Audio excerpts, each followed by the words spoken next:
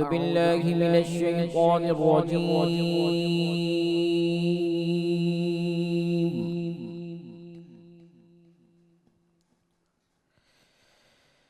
بسم الله الرحمن الرحيم.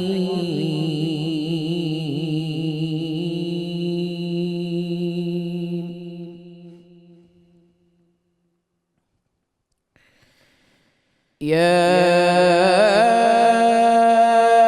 أيها الذين آمنوا لا تقدموا بين يدي الله ورسوله واتقوا الله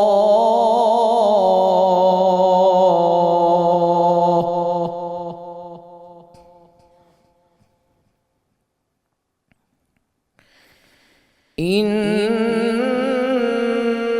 الله سميع عليم.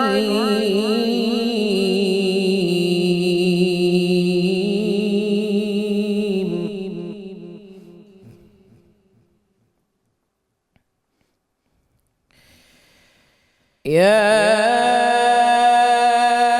أيها الذين آمنوا لا ترفعوا أصواتكم فوق صوت النبي ولا تجهروا له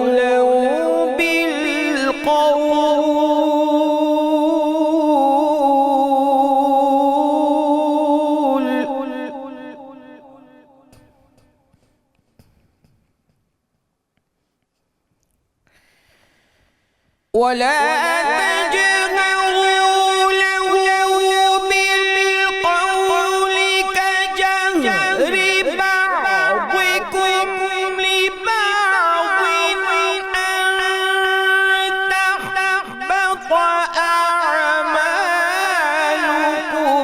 وأنتم لا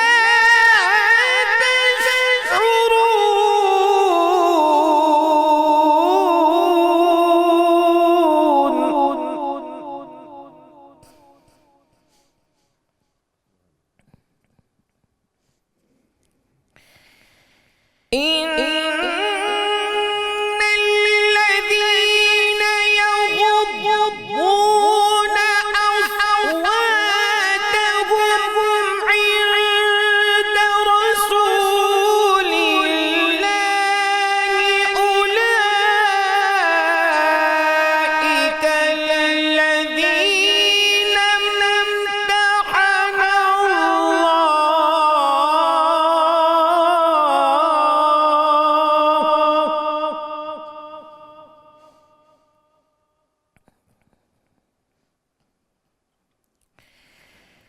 أولئك الذين امتحن الله قلوبهم للتقوى لهم مغفرة وأجر عظيم.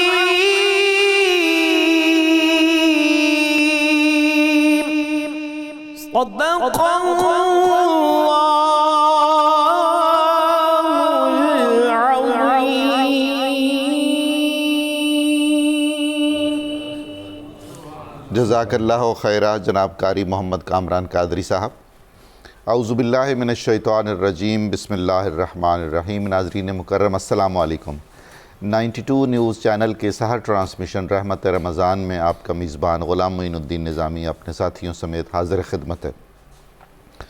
ناظرین، ہمارا آج کا موضوع حضرت سیدہ فاطمہ بنت اسد رضی اللہ تعالی عنہا ہے.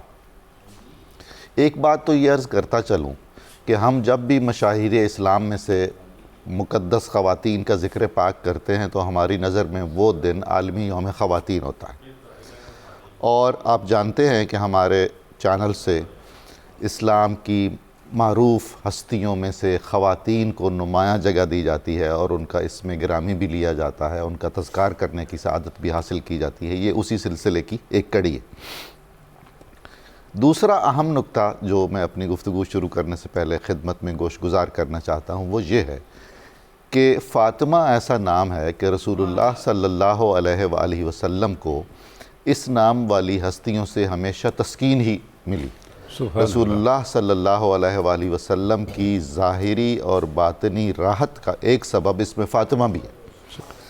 حضرت سیدہ فاطمہ بنت اسد، کیا آپ کی تعریف کی جائے اور کن نسبتوں کا ذکر کیا جائے۔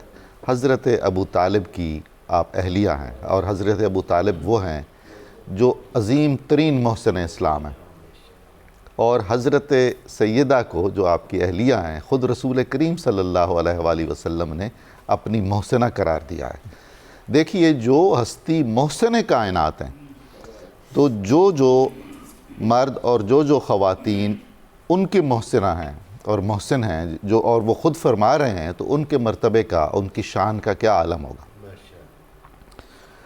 امیر المومنین علی کی والدہ ماجدہ ہونا کوئی کم شرف نہیں ہے، اور بیت اللہ میں حضرت علی کا تولد ہونا، اس میں حضرت فاطمہ بنت اسد کو جو ہی محسوس ہوا تو آپ بیت اللہ شریف میں تشریف لے گئیں۔ کیسا کمال ہے، یہ شرف رہتی دنیا تک یاد رکھا جائے گا۔ حضرت علیہ السلام کی تائی، اور تائی بھی ایسی جنہیں آپ زندگی بھر ماں کہا کرتے تھے، اس پر میں آگے چل کے بات کروں گا۔ حضرات حسنین کریمین کی دادی جدہ، سبحان اللہ سبحان اللہ، کیا شان ہے۔ آپ کی طہارت نسبی میں ذرہ بھر شک کی گنجائش بھی اس لیے نہیں ہے کہ رسول اللہ صلی اللہ علیہ وآلہ وسلم کے نسب اطہر کا تسلسل متصل ہوا اس گھرانے سے، تو طیب و طاہر ہیں ہر طرف سے، نجیب الطرفین معمولی لفظ ہے ان کے سامنے۔ شخصیت میں وہ کمال تھا کہ وہ ہستی جنہیں اللہ تعالیٰ نے ہمارے لیے اسوہ حسنہ قرار دیا، نمونہ عمل قرار دیا، انہوں نے ان کے حسن اخلاق کی تعریف فرمائی، ان کی رحلت پر آپ نے گریہ فرمایا، انہیں یہ شرف بخشا کہ انہیں اپنی قمیض عطا کی کفن کے لیے، اور یہ کوئی کم شرف ہے کہ ان کی قبر اطہر میں خود رسول اللہ صلی اللہ علیہ وآلہ وسلم پہلے لیٹے ہوں۔ 5 تاریخ اسلام میں 5 ایسی ہستیاں ہیں جن کو یہ شرف ملا ہوا ہے، تو حضرت فاطمہ بنت اسد بھی ان میں سے ایک ہیں۔ آپ صلی اللہ علیہ وآلہ وسلم نے اشک بہاتے ہوئے ان کی میت کے پاس جو الفاظ عطا فرمائے، جو کلمات کہے، وہ ان کی پوری زندگی کا احاطہ کرتے ہیں، اور میں اس پر گفتگو نہیں کروں گا، ہمارے علماء کرام اپنے خوبصورت انداز میں اس پر بات چیت کریں گے۔ اللہ کے رسول صلی اللہ علیہ وآلہ وسلم ہمیشہ انہیں محبت سے یاد فرماتے اور ہمیشہ کہتے، اے اللہ میری ماں فاطمہ بنت اسد کی مغفرت فرما۔ اور ہمارا ایمان ہے کہ رسول اللہ صلی اللہ علیہ وآلہ وسلم کی ایک بار کی ہوئی دعا بھی رد نہیں ہوتی، اور یہ دعائیں تو آپ نے اتنی کثرت سے فرمائی ہیں۔ آپ کا یہ کثرت سے دعائیں فرمانا بربنائے محبت تھا، اور ایک طرح سے ان احسانات کا بدلہ آپ نے چکانا چاہا جو حضرت سیدہ فاطمہ بنت اسد نے رسول اللہ صلی اللہ علیہ وآلہ وسلم پر کیے ہوئے تھے۔ ہم جانتے ہیں کہ روئے زمین نے رسول کریم صلی اللہ علیہ وآلہ وسلم سے بڑا احسان شناس نہیں دیکھا۔ روئے زمین نے رسول اللہ صلی اللہ علیہ وآلہ وسلم سے بڑا احسان کا اجر عطا کرنے والا کوئی نہیں دیکھا ہے۔ تو یہ وہ گھرانہ ہے اور یہ وہ عظیم خاتون ہیں جن کا ہم ذکر خیر کریں گے۔ نبی کریم صلی اللہ علیہ وآلہ وسلم کی تشکیل ظاہر و باطن میں براہ راست مشیت ایزدی کو دخل ہے، لیکن اس کے لیے جو اسباب بنائے گئے اس میں کچھ مرد ہیں اور ان میں کچھ خواتین ہیں۔ خواتین میں حضرت سیدہ آمنہ، اور ان کے بعد حضرت سیدہ فاطمہ، اور پھر بعد میں حضرت سیدہ خدیجہ کا بہت کردار ہے۔ اللہ تعالیٰ نے انہیں چنا اس عظیم کام کے لیے، تو اس پر ہم بات چیت کریں گے۔ ان کی زندگی، وہ خدمات جو انہوں نے رسول اللہ صلی اللہ علیہ وآلہ وسلم کے لیے انجام دیں، کس طرح آپ کی تربیت فرمائی، فوقیت دی آپ کو ہر مرحلے پر، اور اللہ کے رسول نے انہیں کس کس طرح سے چاہا اور اس کا اظہار فرمایا، اس پر بات چیت ہم کریں گے۔ آج میرے ساتھ شریک میزبان ہیں جناب ڈاکٹر طاہر حمید تنوری صاحب۔ جناب والا آپ کچھ ارشاد فرمائیے۔ جی بسم اللہ الرحمن الرحیم۔ ناظرین، ڈاکٹر صاحب نے بہت تفصیل سے ابتدائی تعارف کروا دیا، حضرت فاطمہ بنت اسد کی ہستی بلا شبہ تاریخ اسلام کی بہت عظیم ہستی ہے، اور جن خواتین کو آئیڈیل بنانا چاہیے ان میں فواتم سر فہرست ہیں۔ اور آپ صلی اللہ علیہ وسلم نے ارشاد فرمایا، صحیح مسلم شریف کی ایک حدیث ہے کہ دومت الجندل کے حاکم عقیدر نے جب ایک کپڑے کا تحفہ بھیجا آپ صلی اللہ علیہ وسلم کی بارگاہ میں، تو آپ نے سیدنا علی مرتضیٰ کو دیا اور فرمایا یہ تینوں فاطماؤں میں برابر تقسیم کر دو، فاطمہ بنت محمد، فاطمہ بنت اسد اور فاطمہ بنت حمزہ۔ یعنی فاطماؤں کا کیا مقام تھا آپ صلی اللہ علیہ وسلم کی نگاہ میں، اور کس طرح سے آپ صلی اللہ علیہ وسلم نے ہائی لائٹ کر کے بتایا کہ ان کو آپ نے امت نے کس طرح سے آئیڈیل بنانا ہے۔ اور حضرت فاطمہ بنت اسد کا کردار، اور جو ایک بنیادی نقطہ جس پہ آ کے وہ کردار ایک آئیڈیل کردار کے طور پہ ہمارے سامنے آتا ہے، وہ آپ کا آپ صلی اللہ علیہ وسلم کے لیے محبت، آپ صلی اللہ علیہ وسلم کے ساتھ وابستگی، آپ صلی اللہ علیہ وسلم کے لیے ایثار اور آپ صلی اللہ علیہ وسلم کے لیے قربانیاں ہیں۔ یہ وہ بنیادی نقطہ ہے، یہ وہ بنیادی مرکز و محور ہے جس سے ساری برکات، ساری عظمتیں، سارے انوار اور سارے آئیڈیل جو ہیں وہ جنم لیتے ہیں۔ جی ڈاکٹر صاحب۔ جی، میں اپنے محترم مہمانوں کا تعارف کرواتا چلوں۔ آج ہمارے ساتھ تشریف رکھتے ہیں بہت ہی قابل عزت پیر قمر الشکور احمد صاحب، آپ کی تشریف آوری کا بہت شکریہ۔ ہمارے بہت ہی عزیز اور بہت محترم دوست ڈاکٹر سید حامد فاروق بخاری صاحب، آپ کی آمد کا بھی خصوصی شکریہ۔ ہمارے ساتھ تشریف رکھتے ہیں ہمارے بہت پیارے جناب شیر میاں داد خان۔ شیر میاں داد خان صاحب صدارتی ایوارڈ یافتہ ہیں، دنیا انہیں جانتی اور پہچانتی ہے، تمغہ امتیاز انہیں حاصل ہے، اور انہیں اور محبتوں اور چاہتوں کے بھی بہت سارے تمغے حاصل ہیں۔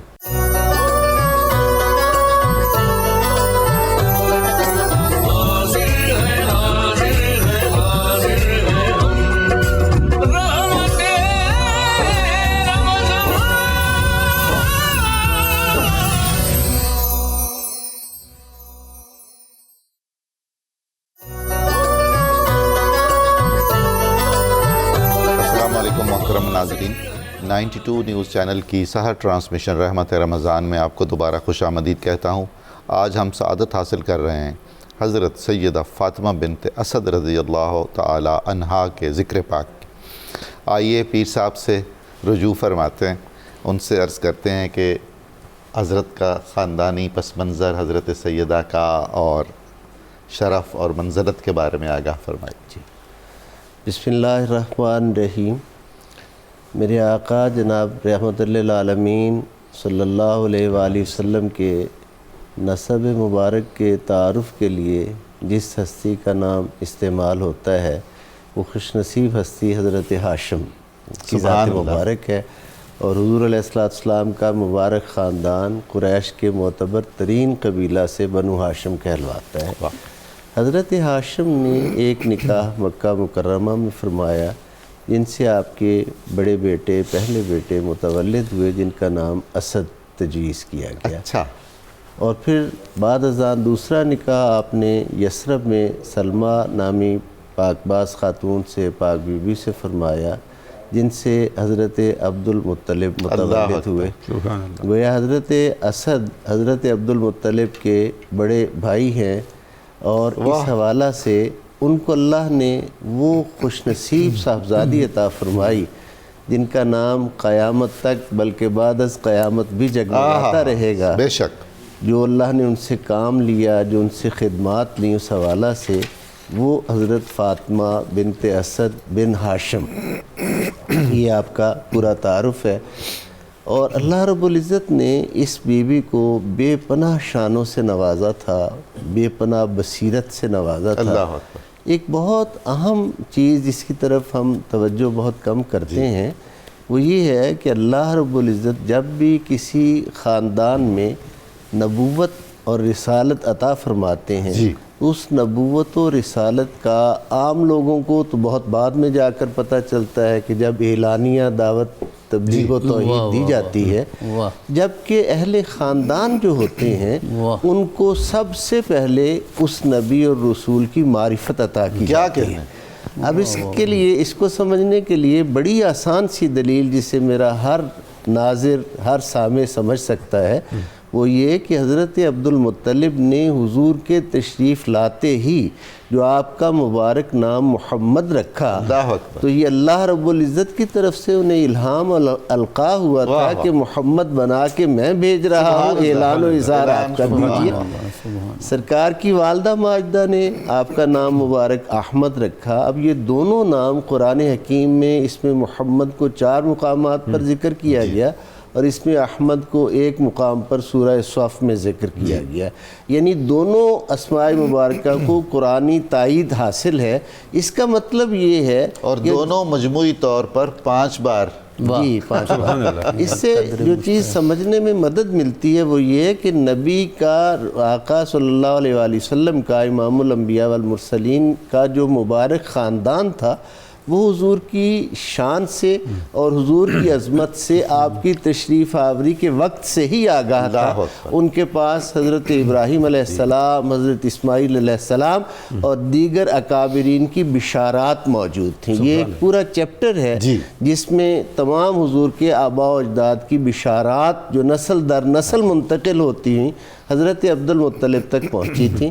یہی وجہ ہے کہ حضرت ابو طالب اور حضرت فاطمہ بنت اسد بھی اس دعوت میں، اس کار خیر میں اور اس خبر گیری میں شامل ہیں کہ انہیں بھی حضور کی وہی معرفت حاصل تھی جو حضرت عبد المطلب کو، حضرت آمنہ کو اور باقی سب ہستیوں کو حاصل تھی۔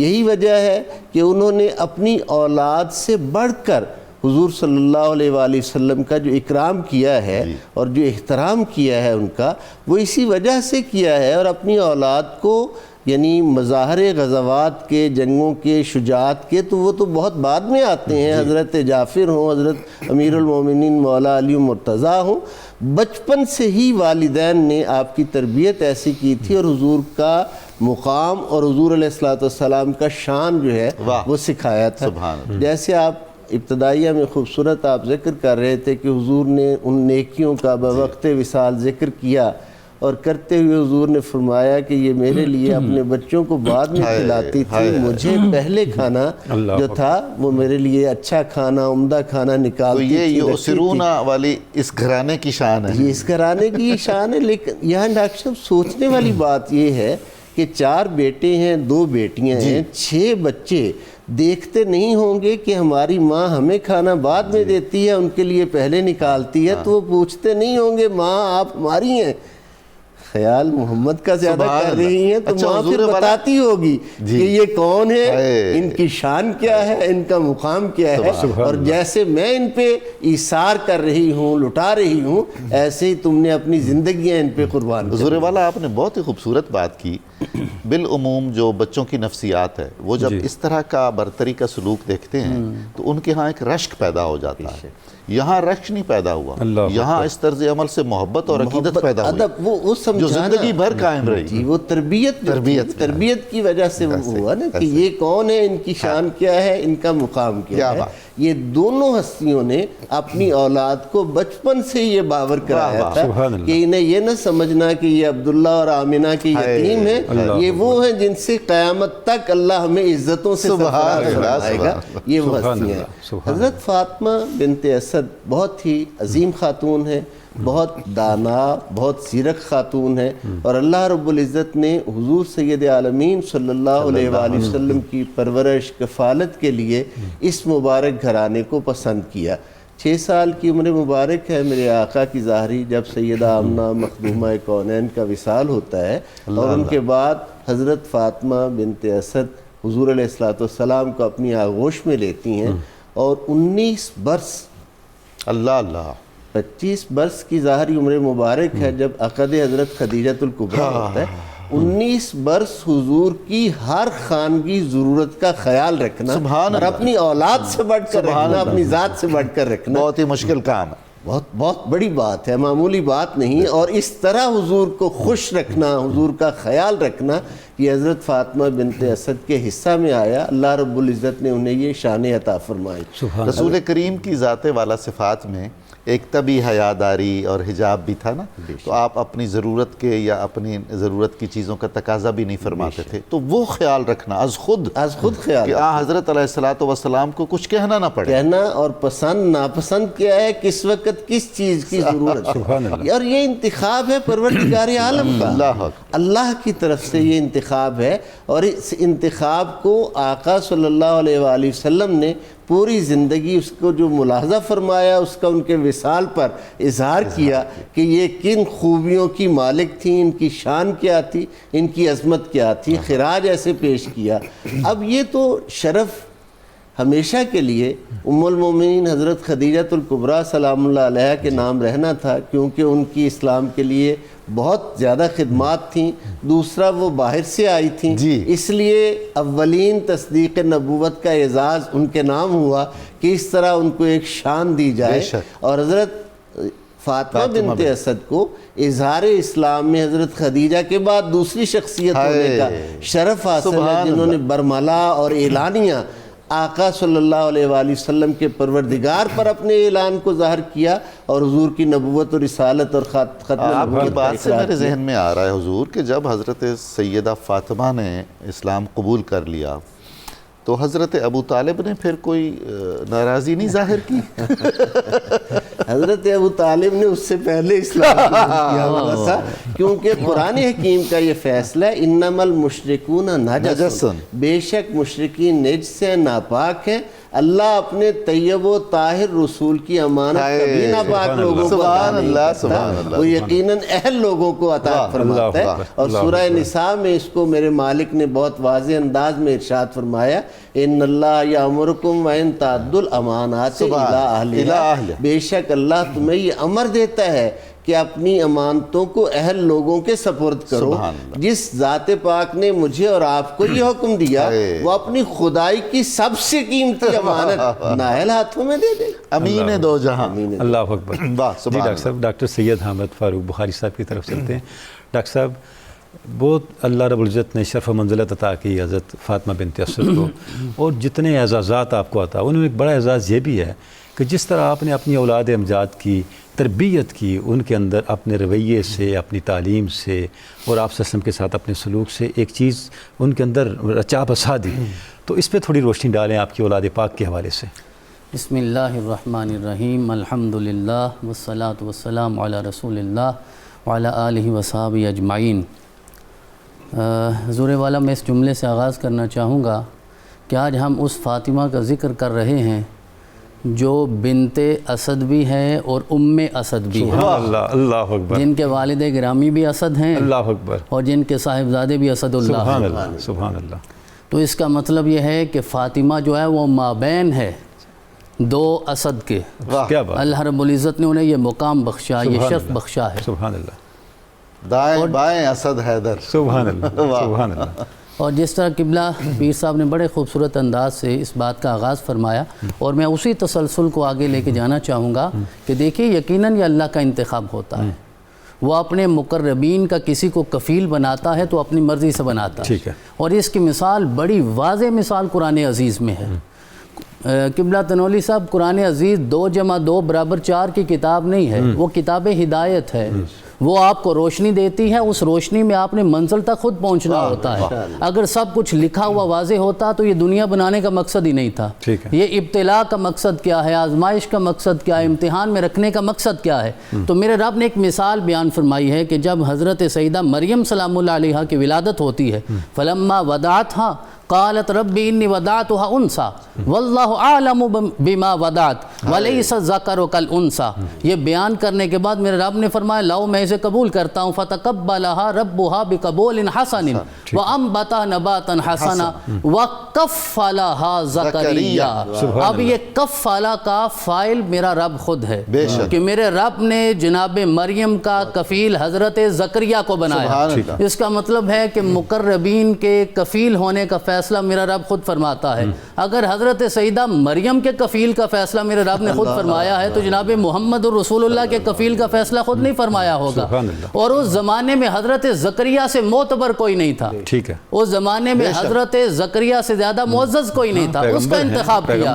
تو اب پھر ماننا ہوگا نا کہ اس زمانے میں جناب ابو طالب سے معزز کوئی نہیں تھا, اس لیے میرے رب نے اسی گھر کا انتخاب فرمایا. اور دوسری بات یہ ہے کہ علم یجد کا یتیمن فآوا, سورۃ الضحیٰ میں رب رحمان نے رسول اکرم پہ اپنی نعمتوں کا تذکرہ فرمایا ہے کہ یہ بھی میرا انعام ہے, یہ بھی میرا تحفہ ہے, یہ بھی میرا انعام ہے. تو جناب ابو طالب کی گود کو اللہ رب العزت نے اپنی پناہ قرار دیا ہے. جناب حضرت سیدہ فاطمہ بنت اسد کی گود کو میرے رب نے اپنی پناہ قرار دیا ہے. تو اب رسول اکرم علیہ تحیت و ثنا کو یہ جو تحفہ عطا فرمایا میرے رب نے, یہاں آج زمانے میں کوئی ایک یار دوسرے یار کو تحفہ ایسا نہیں دیتا جس میں کوئی عیب ہو. اب اللہ نے اپنے رسول کو تحفہ دیا ہو تو عیب دار ہوگا, ایسا تو ہو نہیں سکتا. فآوا کا مصداق کون ہے؟ ہاں ایسا ہی, سبحان اللہ. اس کا مصداق حضرت سیدنا ابو طالب ہیں اور جناب حضرت سیدہ فاطمہ بنت اسد ہے. ابھی انشاءاللہ تفصیل کے ساتھ باقی موضوعات پہ بھی بات ہوگی. آپ نے اولاد امجاد کی بات کی ہے, تو ایک روایت کے مطابق اللہ رب العزت نے آپ کو 6 اولادیں عطا فرمائی جس طرح قبلہ پیر صاحب نے ارشاد فرمایا, اور ایک روایت کے مطابق 7 اولادیں عطا فرمائی. 4 بیٹے ہوئے اور 3 بیٹیاں ہوئیں. اور سیرت نگاروں نے لکھا یہ پہلی ہاشمیہ ہیں, یعنی پہلی ہاشمی خاتون ہیں جن کے وجود سے اللہ نے ہاشمی اولاد کا تولد فرمایا ہے. اللہ رب العزت نے یہ اعزاز بھی آپ کو بخشا. جناب سیدہ خدیجہ الکبریٰ سلام اللہ علیہا کے بعد آپ نے جس طرح فرمایا گیا اظہار اسلام فرمایا نا, وقت ہوتا ہے نا, دیکھیے اعلان نبوت میں اور اعلام نبوت میں فرق ہوتا ہے نا. اعلام پہ باقاعدہ کتابیں لکھی گئی ہیں. آج زمانے کو پتہ چل گیا ہے کہ رسول اکرم کی جب ولادت ہوتی ہے تو آپ کے کندھے پہ وہ بالوں کا گچھا تھا جسے مہر نبوت کہا جاتا ہے. آج حضرت رازی کو پڑھنے کے بعد ہمیں پتہ چل گیا, تو جنہوں نے پیدا ہوتے اٹھایا انہیں نہیں پتا کہ یہ بالوں کا گچھا کیا ہے, تو انہوں نے زبان سے نہیں کلمہ پڑھا, انہوں نے مہر نبوت کو چوم کے کلمہ پڑھا ہے. تو اللہ رب العزت نے یہ ساری سعادتیں اس گھر کو عطا فرمائی. سب سے بڑے بیٹے جناب طالب, جن کی نسبت سے حضرت عبد مناف کی کنیت ابو طالب ہو گئی, تو جناب طالب, اس کے بعد حضرت عقیل, پھر حضرت جعفر, پھر مولا کائنات شیر خدا تاجدار حل عطا جناب علی المرتضیٰ علیہم السلام, یہ 4 صاحبزادے عطا فرمائے. 3 بیٹیاں عطا فرمائیں جن میں جناب حضرت ام ہانی, حضرت جمانہ اور حضرت ریتا, یہ 3 ہستیاں ہیں جو صاحبزادیوں کی صورت میں میرے رب نے آپ کو عطا فرمائی. اب ان ہستیوں کے بارے میں تھوڑا سا میں تعارف عرض کرنا چاہوں گا, اور میں نیچے سے اوپر کی طرف جانا چاہوں گا کیونکہ اسلام کے اعتبار سے بھی ان کی ترتیب یہی بنتی ہے. تولد جناب طالب کا پہلے ہوا, پھر جناب عقیل آئے, پھر جناب جعفر آئے, پھر مولا کائنات آئے. لیکن اسلام کا اعلان اور اظہار کرنے کے اعتبار سے مولا پہلے ہیں, پھر جناب جعفر ہیں, پھر عقیل ہیں, پھر جناب طالب ہیں, اور پھر وہ صاحبزادیاں ہیں جن کو میرے رب نے یہ انعام عطا فرمایا. حضور آپ نے اتنی خوبصورت بات کی ہے. ایک عظیم صوفی فارسی شاعر کہہ گئے, مقصود ربائیست 4 مصرع, کہ ربائی میں لب لباب آخری مصرع ہوتا ہے, آخری مصرع میں ہوتا ہے, چوتھے میں. سبحان اللہ, سبحان اللہ. اور چوتھے کی ولادت پھر کعبے میں ہوتی ہے, سبحان اور اللہ. جناب فاطمہ بنت اسد کا استقبال کعبہ کرتا ہے, اور وہاں آپ تشریف لے جاتی ہیں اور آپ کی ولادت ہوئی. اور مولا کائنات شیر خدا وہ ہیں کہ جب ولادت ہو جاتی ہے تو آپ نے اس وقت تک آنکھیں نہیں کھولی جب تک کعبے کا کعبہ سامنے نہیں تھا. ولادت کعبے میں ہوتی ہے. اب یہ تخیل شعر کی صورت میں تو اعلیٰ حضرت نے بعد میں دیا ہے, عقیدہ مولا کائنات نے پہلے عطا فرمایا اپنے عمل سے, اپنے عمل سے. اور حضرت فاطمہ بنت اسد نہیں اٹھایا تھا کہ میرے بھتیجے لگتا تو صحت مند ہے لیکن آنکھیں نہیں کھول رہا, لیکن جیسے ہی لمس ید مصطفیٰ محسوس کرتے ہیں آنکھیں کھول کے زمانے کو بتایا, پیدا کعبے میں ہوا ہوں. وہ کہیں اور کیوں نہیں لے کے گئیں, آپ کے پاس لے کے آئیں. وہ اسی طرح جس طرح قبلہ نے ارشاد فرمایا کہ وہ رمز شناس ہے نا جناب مصطفیٰ کریم کی, وہ آپ سے کے مقام کی پہلے دن سے عارف تھی, پہلے دن سے عارف تھی. تو مولا کائنات شیر خدا کو یہ سعادت میرے رب نے عطا فرمائی. کعبے میں ولادت ہوتی ہے, اور آپ نے ساری زندگی کسی بت کو سجدہ نہیں کیا, آپ کے ابا جی نے نہیں کیا, آپ کی اماں جی نے کبھی سجدہ نہیں کیا. جی، اور کبھی ایسا ہوا ہی نہیں ہے کہ ان کے گھر میں کوئی بت رکھا گیا ہو۔ دعوت ذوالعشیرہ قبلہ تنولی صاحب کہاں ہوتی ہے؟ جناب ابو طالب کے گھر میں۔ سبحان اللہ۔ اور کسی سیرت نگار نے لکھا کہ اس لیے اس گھر میں دعوت ذوالعشیرہ رکھی گئی تھی کہ گھر تو وہ ہونا چاہیے جس کے کسی کونے میں کوئی بت نہ ہو، کہیں صنم پرستی کا کوئی شائبہ ہی نہ ہو، تبھی تو اس کیونکہ کی وہ نفی ہوگی توحید نا۔ کی دعوت تھی، وہ سب سے پہلے وہاں ہوتی ہے۔ سبحان اللہ۔ نہ گھر کے کسی کونے میں، نہ اس گھر کے فرد کے دل و دماغ کے کسی کونے میں۔ سبحان اللہ۔ تو مولا کائنات شیر خدا کی ذات، تو یہ ولادت کعبہ سے سفر شروع ہوتا ہے اور پھر من کنت مولا فہذا علی مولا تک جاتا ہے۔ تو یہ وہ ہستی ہیں جو آج ہماری ممدوحہ ہیں، جن کا ہم ذکر کر رہے ہیں، جو ہماری موصوفہ ہیں، کہ جو ایک کی تربیت کرتی ہیں تو وہ نبوت کا امام بنتا ہے، اور دوسرے ولایت کے اور امامت کے امام بنتے ہیں، امام الائمہ بنتے ہیں۔ پھر حضرت جعفر کی اگر ہم بات کریں تو وہ جو خطبہ آپ نے دیا ہے شاہ حبشہ کے دربار میں، ہے بادشاہ اسلامت، کننا نعبد الاصنام وناکل المیتہ، ہمارا تو یہ حال تھا، فکننا علی ذالک حتی بعث اللہ الینا رسولا منا، ہم اسی حال میں تھے تو اللہ رب العزت کو ہم پہ رحم آیا، اس نے ہم میں سے ایک رسول مبعوث فرمایا، نعرف نسبہ وصدقہ وامانتہ وعفافہ، اور یہ جو قریش کے نمائندے بن کے آئے ہیں یہ جانتے ہیں کہ وہ رسول کون ہے، اس کے نسب سے نا آشنا نہیں ہے، نسب جانتے ہیں، ان کی عفت جانتے ہیں، امانت جانتے ہیں، صداقت جانتے ہیں۔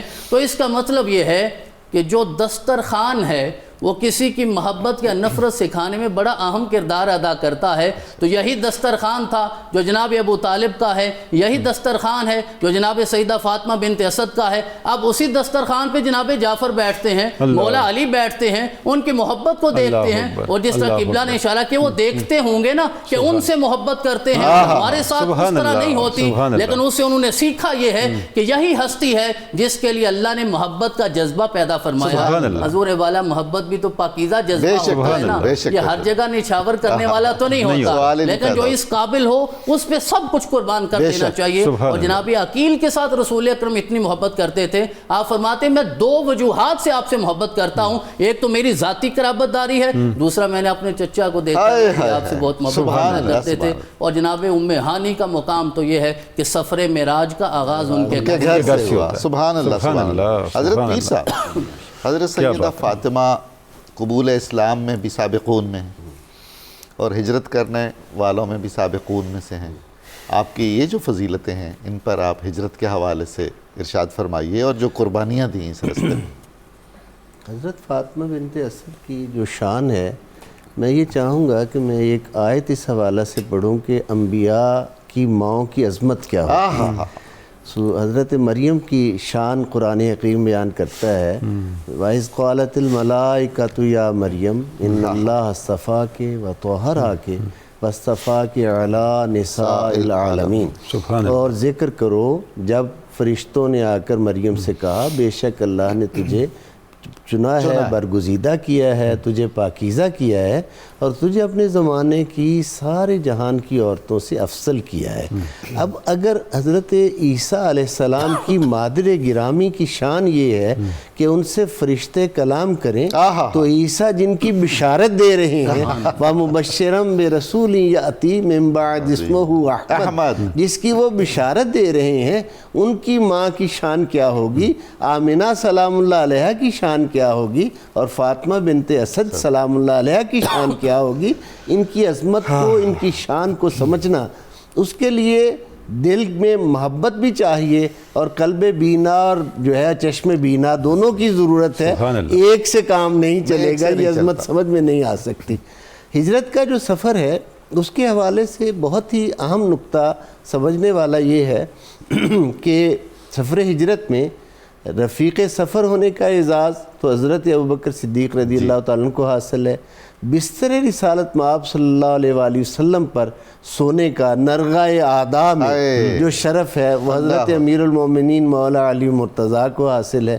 اور پھر ایک اہم نقطہ جس طرف کبھی توجہ ہی نہیں ہماری جاتی، اس کو جب سیرت کی مدر بکس کو گہرائی کے ساتھ پڑھیں تو وہ نکات سمجھ میں آتے ہیں، وہ بیان کیے سیرت نگاروں نے کہ باقی صاحبزادیوں کی شادی ہو چکی تھی. ہجرت کی رات حضرت فاطمہ بنت رسالت مآب صلی اللہ علیہ وآلہ وسلم تنہا تھیں. ان کی دلجوئی کے لیے حضرت فاطمہ بنت اسد ان کے پاس ہیں. سبحان اللہ. یعنی بیٹا باہر ڈیوٹی دے رہا ہے، ماں اندر ڈیوٹی دے رہی ہے. ذرا شان تو دیکھیں، عظمت کو دیکھیں. اور پھر اسی طرح جب سفر ہجرت کا آغاز ہوا تو حضرت فاطمہ بنت رسالت مآب صلی اللہ علیہ وآلہ وسلم کے ساتھ ہی آپ کا یہ مبارک سفر ہجرت کا جو ہوتا ہے اور یثرب آتے ہیں.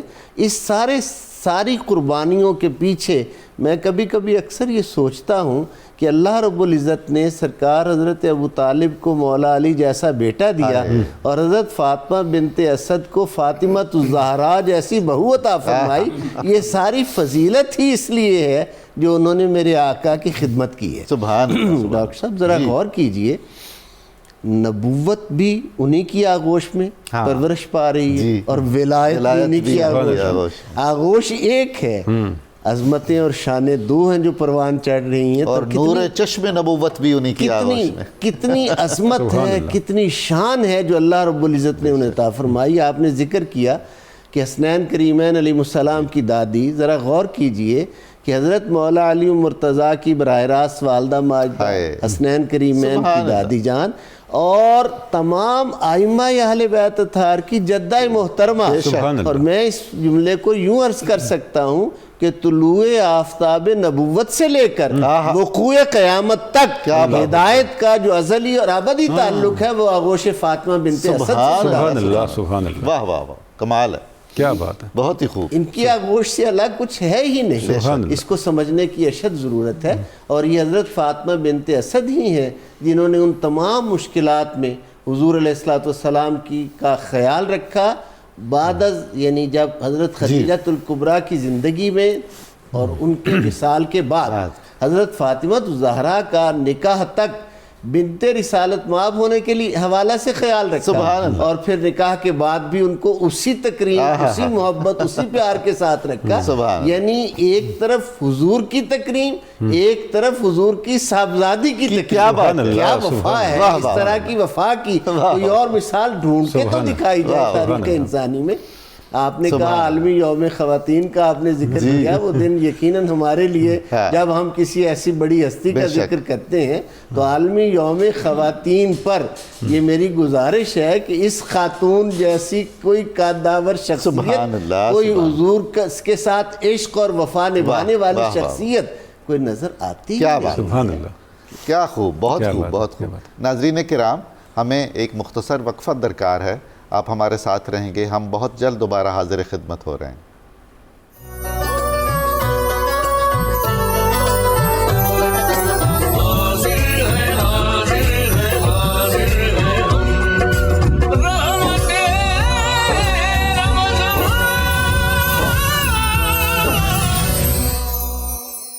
ڈاکٹر صاحب، حضرت فاطمہ بنت اسد کے جس طرح آپ صلی اللہ علیہ وسلم کے ساتھ اس نے سلوک، آپ کا ایثار ماؤں جیسا، اور آپ صلی اللہ علیہ وسلم نے بھی پھر اس کا ارشاد فرمایا کہ مجھ پر جتنے احسانات فاطمہ بنت اسد کے ہیں کسی اور کے نہیں ہیں بعد از ابو طالب. بعد از ابو طالب. کیا بات ہے. تو اب اس میں جو ایک محبت کی نسبتیں ہیں، ایثار کی، وفاؤں کی ایک داستان ہے، اس پہ ذرا روشنی ڈالیں آپ.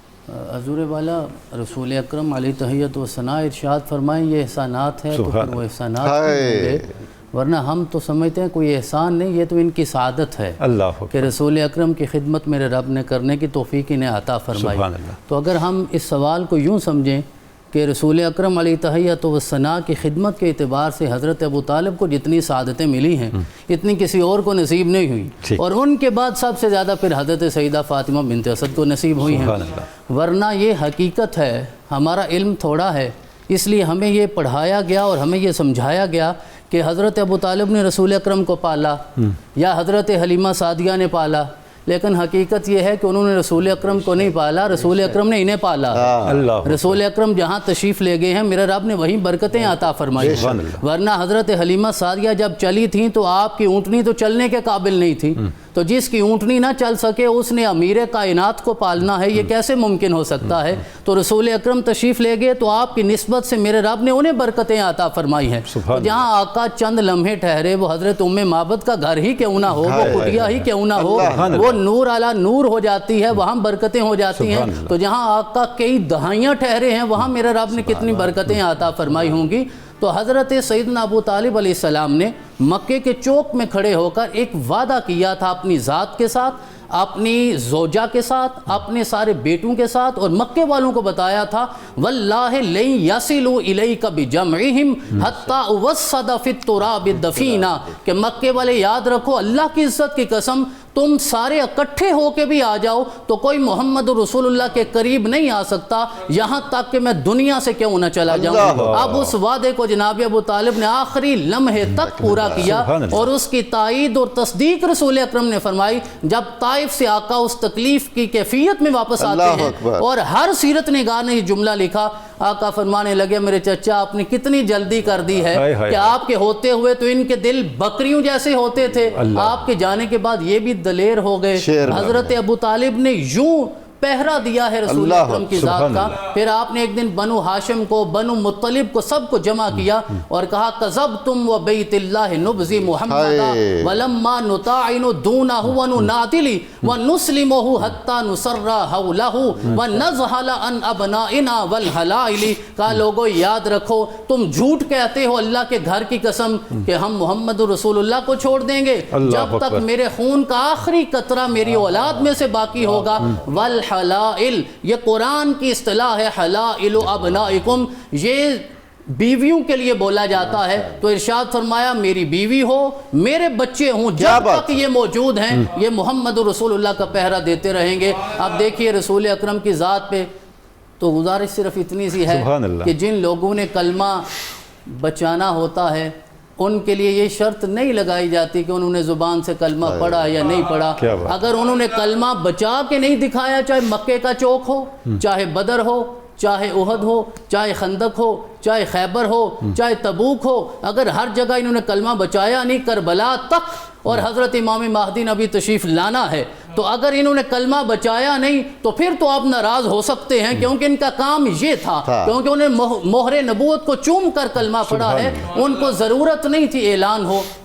قبلہ تنولی صاحب گزارش یہ ہے، اعلان کی ضرورت اسے ہوتی ہے کہ جسے علام سے سمجھ نہ آ رہی، جسے علام سے سمجھ آ جائے اسے اعلان کی کوئی ضرورت نہیں ہوتی۔ تو وہی محبت حضرت ابو طالب ویسے وہ خوش قسمت ہستی ہیں کہ جن کے پورے خاندان میں محبت مصطفیٰ موجود تھی۔ آپ کو نہ تو اپنی زوجہ سے لڑنا پڑا، نہ اپنی کسی بیٹی سے لڑنا پڑا، نہ کسی بیٹے کو سمجھانا پڑا، جہاں بھی حضرت ابو طالب نے رخ کیا ہے میرے رب نے آپ کو محبتیں عطا فرمائی ہیں۔ یہ وفا ہے، اور یہ وفا کا صلہ ہے جو میرے رب نے دیا ہے۔ تو سب سے بڑی چیز یہ ہے کہ سگی ماں تو سگی ہی ہوتی ہے، لیکن سگی نہ ہو اور سگی بن کر دکھائے، یہ حضرت فاطمہ بنت اسد کو میرے رب نے مقام عطا فرمایا ہے۔ حضور والا گزارش یہ ہے، میرا رب کسی اور کو بھی یہ مقام عطا فرما سکتا تھا۔ حضرت سیدہ آمنہ تو سگی ماں ہیں، اور آپ کے بطن مبارک میں رسول اکرم نے 9 ماہ آرام فرمایا ہے، لیکن فاطمہ بنت اسد کے رحم میں تو آقا نہیں تھے۔ میرا رب کسی اور کو یہ سعادت عطا فرما دیتا، لیکن میرے رب نے آپ ہی کا انتخاب کیا ہے، تو اس انتخاب کی قدر کر کے دکھائی ہے۔ جب دسترخوان سجتا تھا اس گھر میں، راوی یہ کہتا ہے کہ جب رسول اکرم تشریف فرمانا ہوتے تو جتنا بھی کھانا چن دیا جاتا اس میں وہ برکت نہیں ہوتی تھی جب تک کہ رسول اکرم تشریف نہ لے آتے۔ اور حضرت ابو طالب بھی اور جناب فاطمہ بنت اسد بھی ارشاد فرماتی میرے بیٹو ٹھہر جاؤ، ہمارا وہ بیٹا تو آلے جسے اللہ نے ہمارے لیے برکت بنا دیا ہے۔ اور آپ کیونکہ سردار بطحا تھے تو آپ کے لیے ایک مسند بچھائی جاتی تھی جس پہ حضرت ابو طالب کے سوا کوئی نہیں بیٹھتا تھا، آپ کی نسبی اور آپ نے انٹرو میں ایک جملہ بولا تھا کہ یہ وہ ہستی ہیں جنہیں میرے رب نے طہارت نسبی عطا فرمائی ہے۔ میں اتنا عرض کرنا چاہتا ہوں، طہارت نسبی بھی عطا فرمائی ہے اور طہارت نسلی بھی عطا فرمائی ہے۔ نسب کی طہارت بھی اعلیٰ ہے اور نسل کی طہارت بھی اعلیٰ ہے۔ اس مسند پہ کوئی نہیں بیٹھتا تھا سوائے رسول اللہ صلی اللہ علیہ وسلم کے، اور جناب ابو طالب بھی اور حضرت فاطمہ بنت اسد بھی اپنے بچوں کو فرمایا کرتے تھے، یہ دونوں فرماتے تھے اللہ نے انہیں ہمارے لیے مبارک بنا کے بھیجا ہے۔ جب ان کے بچے اٹھتے تھے تو وہ اسی طرح ہوتے تھے جس طرح عام بچے ہوتے ہیں، لیکن جب رسول اکرم اٹھتے تھے راوی یہ کہتے ہیں آقا جاگتے ہوئے بیدار ہوتے ایسی کیفیت میں ہوتے تھے جیسے کسی نے کنگھی بھی کر دی ہے اور آنکھوں میں سرما بھی ڈال دیا ہے۔ تو اس سگی ماں کی محبت نے اس حد تک پہنچایا ہے۔ اور پھر غار حرا میں جب آقا تشریف لے جاتے تھے تو وہاں تک کھانا پہنچانے کی ذمہ داری یہ سعادت بھی میرے رب نے آپ کو عطا فرمائی ہے۔ تو رسول اکرم لجپال ہیں، آپ نے کہا احسانات ہیں، ہم عقیدت مند سمجھتے ہیں یہ ان کی سعادتیں ہیں، اور ان سعادتوں سے لطف اندوز ہو کر زمانے کو یہ بتایا ہے جب اللہ کا انتخاب اتنا شاندار ہوتا ہے، میرا رب تو دل بھی جانتا ہے نا کہ رسول اکرم علیہ تحیۃ و ثنا نے کہا تھا کہ عمر دے دے، اور ایک روایت میں کسی اور کا نام بھی آتا ہے تو لوگ یہ کہتے ہیں کہ میرے رب کا فیصلہ عمر کے حق میں اس لیے تھا کہ عمر کے دل میں بہرحال محبت مصطفیٰ موجود تھی۔ تو یہ محبت کی کیفیات ہیں، ان الفاظ کے ساتھ بیان کرنا ہمارے حضور پیر صاحب کیا ہی خوبصورت باتیں ہم نے سنی ہیں۔ میں تو یہ حیران ہوتا ہوں کہ جب اظہار نبوت فرمایا گیا ہوگا اور اس کے بعد جو تاریخیں ہمیں بتاتی ہیں کہ مشکلات کا ایک سلسلہ ہے جو بڑا تلخ بھی ہے اور مسلسل بھی ہے، اس میں حضرت ابو طالب کی استقامت، حضرت ابو طالب کی استقامت کے پیچھے ان کی زوجہ کی استقامت بھی تو ہے، پورے گھرانے کی استقامت ہے۔ ایک بہت اہم گوشہ سیرت حضرت ابو طالب اور حضرت فاطمہ بنت اسد کا جو میں یہاں آپ سے عرض کرنا بہت ضروری سمجھتا ہوں، اس سے بہت ساری چیزیں سمجھ میں آ جائیں۔ سبحان اللہ۔ دیوان حضرت ابو طالب میں کچھ اشعار موجود ہیں جس میں آپ نے یہ ارشاد فرمایا ہے کہ میں حتیم میں سو رہا تھا تو مجھے یہ بشارت ہوئی کہ تم فاطمہ بنت اسد سے نکاح کرو، اس لیے آپ نے ان سے نکاح فرمایا۔ عرب میں کثرت نکاح کے باوجود حضرت ابو طالب نے دوسرا نکاح نہیں کیا، پوری زندگی فاطمہ بنت اسد ہے۔ یہ بھی حضرت فاطمہ کا امتیاز ہوا، یہ بھی کزن میرج ہے۔ یہ جتنی شرف آ رہے ہیں، اولاد کا فرما بردار ہونا، یہ سارا انتخاب پروردگار تھا کہ انہیں حتیم میں، بیت اللہ میں حتیم کے اندر آرام فرماتے ہوئے ان کا رب کعبہ انہیں یہ حکم دے رہا ہے کہ تمہارے لیے فلاں زوجہ جو ہے وہ موضوع ہے، اس کے ساتھ نکاح کرو، اس سے ہم نے کیا کام لینا ہے، اس سے ہم نے کیا کام لینے۔ تو یہ سارا انتظام حسن انتظام پروردگار تھا، اور یہ مشکلات کو مشکلات سمجھنے والے لوگ نہیں تھے، یہ تو مشکل کشا کے بھی ماں باپ تھے۔ یہ مشکلات کو مشکلات، سبحان اللہ سبحان اللہ، یہ مشکلات کو کیا ان کے نزدیک اس کی کیا حیثیت تھی۔ ذرا کچھ چیزیں ایسی ہیں جو میں عرض کرتا ہوں آج کے پروگرام اور آپ کے توسل سے اپنے ناظرین کو کلیئر کروں۔ عام طور پر یہ سمجھا جاتا ہے اور کہا جاتا ہے کہ شاید حضرت ابو طالب کی ہاں کوئی مالی تنگی تھی، مالی تنگ دستی تھی۔ ذرا ایک جائزہ تو تھوڑا سا لیں کہ حقائق کیا ہیں۔ حضرت ہاشم حضرت ابو طالب کے دادا ہیں، جن کا لقب ہاشم پڑا ہی اس لیے کہ وہ قحط میں پورے عرب کو کھانا کھلاتے ہیں۔ کیا بات ہے جی، پورا عرب جن کے دسترخوان پر آتا ہے وہ ہاشم ہے۔ نام تو عمر ابن عبد مناف ہے نا آپ کا۔ ہاشم روٹیاں توڑنے والا لقب ہی قوم نے اس وقت دیا جب روٹیاں قحط کے دنوں میں توڑ توڑ کے سرید میں گوشت کے شوربے میں بنا کے جن کے دسترخوان پر پورا عرب آئے وہ دادا ہوں۔ اور پھر حضرت عبد المطلب انہی کے صاحبزادے، جب چاہے زمزم کی کھدائی کے لیے آپ نے قریش کو بلایا، قریش نہ آئے تو آپ کو چونکہ وہ امر تھا، آپ اس امر کی تعمیل میں لگے، اپنے ایک ہی بیٹے کو لے کے آپ نے وہ کام شروع کر دیا۔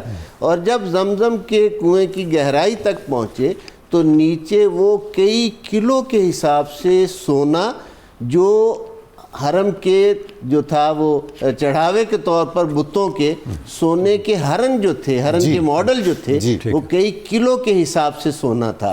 اور میں یہ بات ایسے نہیں کر رہا، دارالسلام نے جو سیرت انسائکلوپیڈیا شائع کی ہے اس کی دوسری جلد میں اس کی ساری تفصیل موجود ہے، اور وہ سونا کلوز کے حساب سے، اور اس کو جب نکالا تو اب قریش آ گئے کہ ہمیں حصہ دو۔ آپ نے فرمایا تمہیں کس چیز کا حصہ؟ یہ جس جگہ کا ہے یہ وہیں خرچ ہوگا۔ اور اس دوسری جلد میں دارالسلام یہ اپنی کتاب میں شائع کر رہا ہے کہ کعبۃ اللہ کا باب زرعی سب سے پہلے گولڈ جو ہے بیت اللہ کے دروازے پر وہ حضرت عبد المطلب ہیں جو پیش کرتے ہیں اور چڑھاتے ہیں. اس عبد المطلب کو اور اس کے بیٹے ابو طالب کو کہتے ہو کہ ان کے گھر میں مال کی کمی تھی. اور وہ ابرہہ کو اونٹ والا, کتنے اونٹ تھے وہ. اچھا اب ذرا اس کو اور دیکھیں, آپ نے بات یاد دلائی مجھے سورہ قریش کی وہ آیت یاد آ گئی جس میں اللہ رب العزت قریش کو تنبیہ اور سرزنش کرتے ہوئے فرماتے ہیں فَلْيَعْبُدُوا رَبَّ هَذَا الْبَيْتِ الَّذِي أَطْعَمَهُم مِّن جُوعٍ وَآمَنَهُم مِّن خَوْفٍ. تو تم اس گھر کے رب کی عبادت کیوں نہیں کرتے جس نے تمہیں بھوک میں کھانا کھلایا اور تمہیں خوف میں امن عطا کیا. بھوک میں کھانا حضرت ہاشم کھلائے اور خوف میں امن کا سبب حضرت عبد المطلب بنے کہ وہ بیت اللہ کے پردوں سے آ کے لپٹیں اور کہیں کہ باری تعالیٰ اس سے ہم سبحان اللہ کی طاقت نہیں رکھتے, تو اپنے گھر کا مالک ہے, ہر گھر والا اپنے گھر کی حفاظت کرتا ہے, اس گھر کی حفاظت تو فرما. یعنی یہ دونوں باپ اور بیٹے کے احسان کا پورا عرب مقروض ہے. واہ واہ واہ. فَلْيَعْبُدُوا رَبَّ هَذَا الْبَيْتِ الَّذِي أَطْعَمَهُم مِّن جُوعٍ وَآمَنَهُم مِّن خَوْفٍ. پورا عرب مقروض ہے اور ابو طالب کا پوری دنیا مقروض ہے. سبحان اللہ. میں یہ اس سورہ قریش کے ضمن میں جی بالکل وہ تو ہے. تو وہ کہ یہ ان کا اتنے احسانات ہیں ان کے. اچھا اب یہ جو ایک خیال سا پیش کیا جاتا ہے یکدم تنگ دستی ہو گئی, یعنی میں اس ذہن کے اس جالے کو بھی دور کر دوں آپ کی وساطت سے. عرض یہ ہے کہ جب 12 سال کی میرے آقا صلی اللہ علیہ وآلہ وسلم کی عمر مبارک ہے, جب شام کا سفر تجارتی قافلہ ہوتا ہے, بحیرہ کی کلیسا میں خانقاہ میں یہودی آتے ہیں اور وہ حضور علیہ السلام کو اذیت پہنچانے لگتے ہیں. اب یہ کتنی بڑی بات ہے کہ شام کے یہودیوں کو پتہ ہے کہ یہ نبی آ گیا اور جو مکہ سے ساتھ لے کے آ رہا ہے اس کو پتہ ہی نہیں ہے کہ ان کی شان کیا ہے, ان کا مقام کیا ہے. بہرحال دیوان ابی طالب میں وہ اشعار موجود ہیں. حضرت ابو طالب فرماتے ہیں کہ بحیرہ نے اپنے تدبر اور دانائی سے ان کو ٹالا اور مجھے کہا کہ یہ ان کی حفاظت کرنا اور ان کا خیال رکھنا, یہودیوں سے ان کو خطرہ ہے.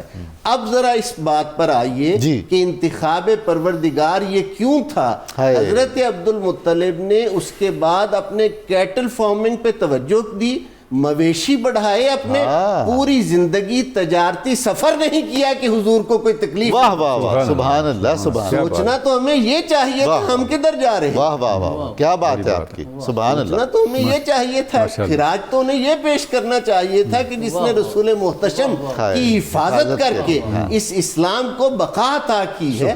اور یہ جو ابھی ڈاکٹر صاحب بہت خوبصورت گفتگو کر رہے تھے, حضرت ابو طالب کی جو وصیتیں ہیں اس کی 3 کیٹیگریز ہیں. ایک قریش کے لیے ہے, ایک اپنے بیٹوں کے لیے ہے, اہل خاندان کے لیے, اور تیسری کیٹیگری میں حضور سے خطاب ہے. اپنے بیٹوں کو, قریش کو تو کہا اب اس گھر کی حفاظت کرو, بیت اللہ کی تعظیم تکریم اور صدق کو, سچائی کو, راست بازی کو قائم کرو. جتنی باتیں میں تمہیں یہ کہہ رہا ہوں تاکیدیں یہ میرے محمد میں موجود ہیں. ٹھیک ہے, یعنی سمری ہے ایک جملے میں. اہل خانہ کو حضور پر فدا, جان فدا کرنے کی تعلیم. حضرت ابو طالب کو نے حضور سے یہ فرمایا کہ میں, یعنی ہجرت سے 3 سال پہلے فرمایا میرے اس دنیا سے جانے کے بعد مکہ رہنے کے قابل نہیں رہے گا, تو آپ یثرب ہجرت کر جائیے. وہ آپ کے دادا کی ننھیال ہے اور وہ اپنے جوان کی حفاظت کرنا خوب جانتے ہیں. ہجرت سے 3 سال پہلے ہجرت گاہ کی تک نگاہ ابو طالب تھی کہ اسلام کو وہ تائید اور حمایت اور وہ جماعت کہاں سے ملنی ہے جس نے اسلام, جس کے ذریعہ سے اسلام پر پروان چڑھنا ہے. اس ابو طالب کے بارے میں کس طرح کی باتیں کی جا رہی ہیں, ان کی عظمت کو سمجھا ہی نہیں جا رہا. تو یہ شان ہے جی. سلام. ماشاءاللہ, بہت شکریہ. ناظرین مکرم, ہمیں ایک مختصر سا بریک چاہیے. ہم بہت جلد دوبارہ آپ کی خدمت میں حاضر ہوتے ہیں. آپ ہمارے ساتھ رہیے گا. یہ خوبصورت تذکرہ جاری رہے گا. ہمارے ایمان کو روشنی اور طاقت ملے گی انشاءاللہ العزیز.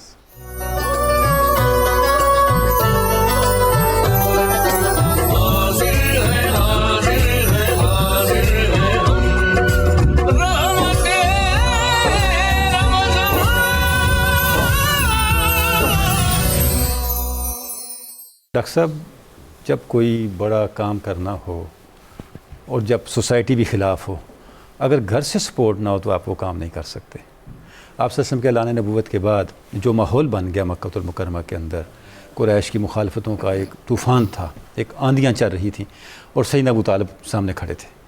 تو حضرت فاطمہ بنت اسد کی سپورٹ کے بغیر تو یہ پاسبل نہیں تھا. جو ان کا کردار ہے ذرا اس پہ آپ روشنی ڈالیں.